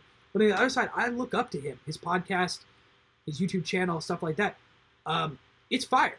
It's really good. I agree. High quality. It's enjoyable. It's kind of like a lifestyle blog. It's like John Sine, kind of. But honestly, I like John Sine. He provides less value on the production side. For me, I just enjoy watching his life. But like Kyle, I agree. Kyle is like more production value tips, like a lot of really good tips, and then an added lifestyle element, and it's cool. And I at one point wanted to do the same thing. I found I'm better at teaching, so I just don't do that. And like, I'd rather just kind of like either critique or review something or just do a tutorial, because it just takes too much time, and I don't have the editing chops and videography chops to do what he does. And I'm not good at walking around like this. I just can't do that. I feel weird talking in public with like a camera. So no, I feel you. But I feel like your YouTube channel is really, I feel like it deserves way more viewership than it's getting, at least from what I've seen. The quality is really good for where you're at least. That's my opinion. Like your videos are really good. Well, I appreciate that. I've been trying to upscale kind of my quality. These videos are going to be a little bit poor, just like grainier, because I'm using my computer's webcam. But I've been trying. I actually had my first meme made out of me, which was pretty fantastic. I got a tweet from someone. So I made a vaporwave tutorial video, and I tried to make it as like memey, kind of just like pulling all the memes out of the vaporwave space to kind of do a fun kind of like educational infotainment sort of video. And at the end, when I listen to my song, I do like a green screen, and I'm like eating chips slowly, like watching, like as if I'm like watching it on a screen. And someone commented like, yo, I need like 10 hours of Kevin ASMR like chip eating. So someone literally took that thing and looped it for 10 fucking hours and uploaded it to YouTube. So I was like, listen, I love that love. Like that shit makes my day. So you know, it's fun. And I'm having more fun because at first on YouTube, and your YouTube channel is relatively new and small. Like it takes time to get that traction. So once you start gaining some traction, I'm not even at 400 subscribers yet. But you know, I'm looking forward to the days where I've got more people where yes, I'm going to get hate probably. But also, look, I enjoy the love, and so you just have to balance it out and take it for what it is. And I think engage with it. That's something that, like, listen, I was nervous as hell going into the interview with Gabe, right? Like, this interview I was looking forward to because we don't have any beef, right? But like, someone associated with Gabe took my video down, and we addressed that. And it wasn't Gabe; it was someone else. But like, I was under the impression that there was going to be some beef, and so right, like that, I get really anxious about that stuff. So I try to meet everyone. Like, listen, if someone has a critique with me, let's sit down and chat it out. You know? Yeah. And the same likewise, if I have a critique with someone else and they want to chat it out, let's do it. You know, because to me, it's like I feel like I'm pretty good at getting along with most people. So I'm more than happy to hear the critiques, and if I need to take an L, I take an L, you know? Yeah, I agree completely. I've actually become really good friends with people that have critiqued me, and I just thought they were trying to be, you know, antagonistic about it, but they're really just trying to actually help me sometimes. You know, sometimes that's how it is. You know? And it's hard to tell. I mean, it's hard to tell with, like, if you don't know the person, you don't know how they're responding. How they respond and stuff like that. So right, especially through the internet and text and just words on a page, you know. And the only way that we can get better is to take the feedback and implement it, to be honest. Right. Like Gabe said, he took stuff off of his funnel when he saw my video. Right? So there's a totally good space for the critique world, and different people do it in different ways. I love Weaver Beats shit. He is super critical and funny, but he does it in this funny way where it's like, I'm gonna give this like 2 out of 5. You know, like, just the way that he gives his like critiques and does it is just fucking hilarious. If you haven't checked his stuff out, you should check it out, because it's fucking funny. But it's because he jokes. He likes that sort of that comedy. I'm not as good at comedy, so I don't try to. I'm just gonna be critical and give my takes. But everyone has their own style. It's like H3. Yeah. Right, he did that video, H3, Ethan Klein, in the comedy critique space, did like basically like memed Ty Lopez, right? And then he did an actual video with Ty Lopez after, you know, Ty invited him over to his place and they chatted and yada yada yada. So it's like, listen, I love to talk things out if there's any sort of like beef. So yeah, I think that's a great way to make friends, in a sense. Just talking things out with someone who's beefing with you. Well, it's assuming it's going in with an assumption of positive intent that, you know, listen, you're a human being just like me, and I might have hurt your feelings, or you might have hurt my feelings, but let's talk about it. And if we could talk about it, great. So. Yeah, exactly. So. Well, listen, it's been a pleasure. And, you know, maybe down the road we'll have another conversation over something. You know, anyone who's watching, you know, check out the Bopmop's YouTube and podcast and the content there. Check out the website. I'll obviously in the description box below, we'll have like a list of all your links and stuff like that, along with my links and whatnot. And then, of course, I'm going to give you a copy of this video. So, you know, you're more than welcome to upload it. You can upload it to your podcast. You can upload it to your YouTube channel. I don't care. I think it's a good conversation. So, oh yeah, and I would love to get you on. I'll send you my Calendly link. I'd love to get you on my podcast as well, and we could just talk shop, just talk shit.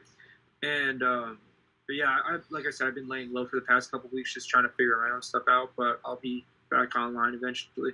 Totally fair. Awesome. I look forward to more stuff that comes from you, and I'll send you. You send me your Calendly link, and we'll sure, we'll link up. I will. So. Likewise, all right, brother. Thank you so much. Absolutely. Take care, all right?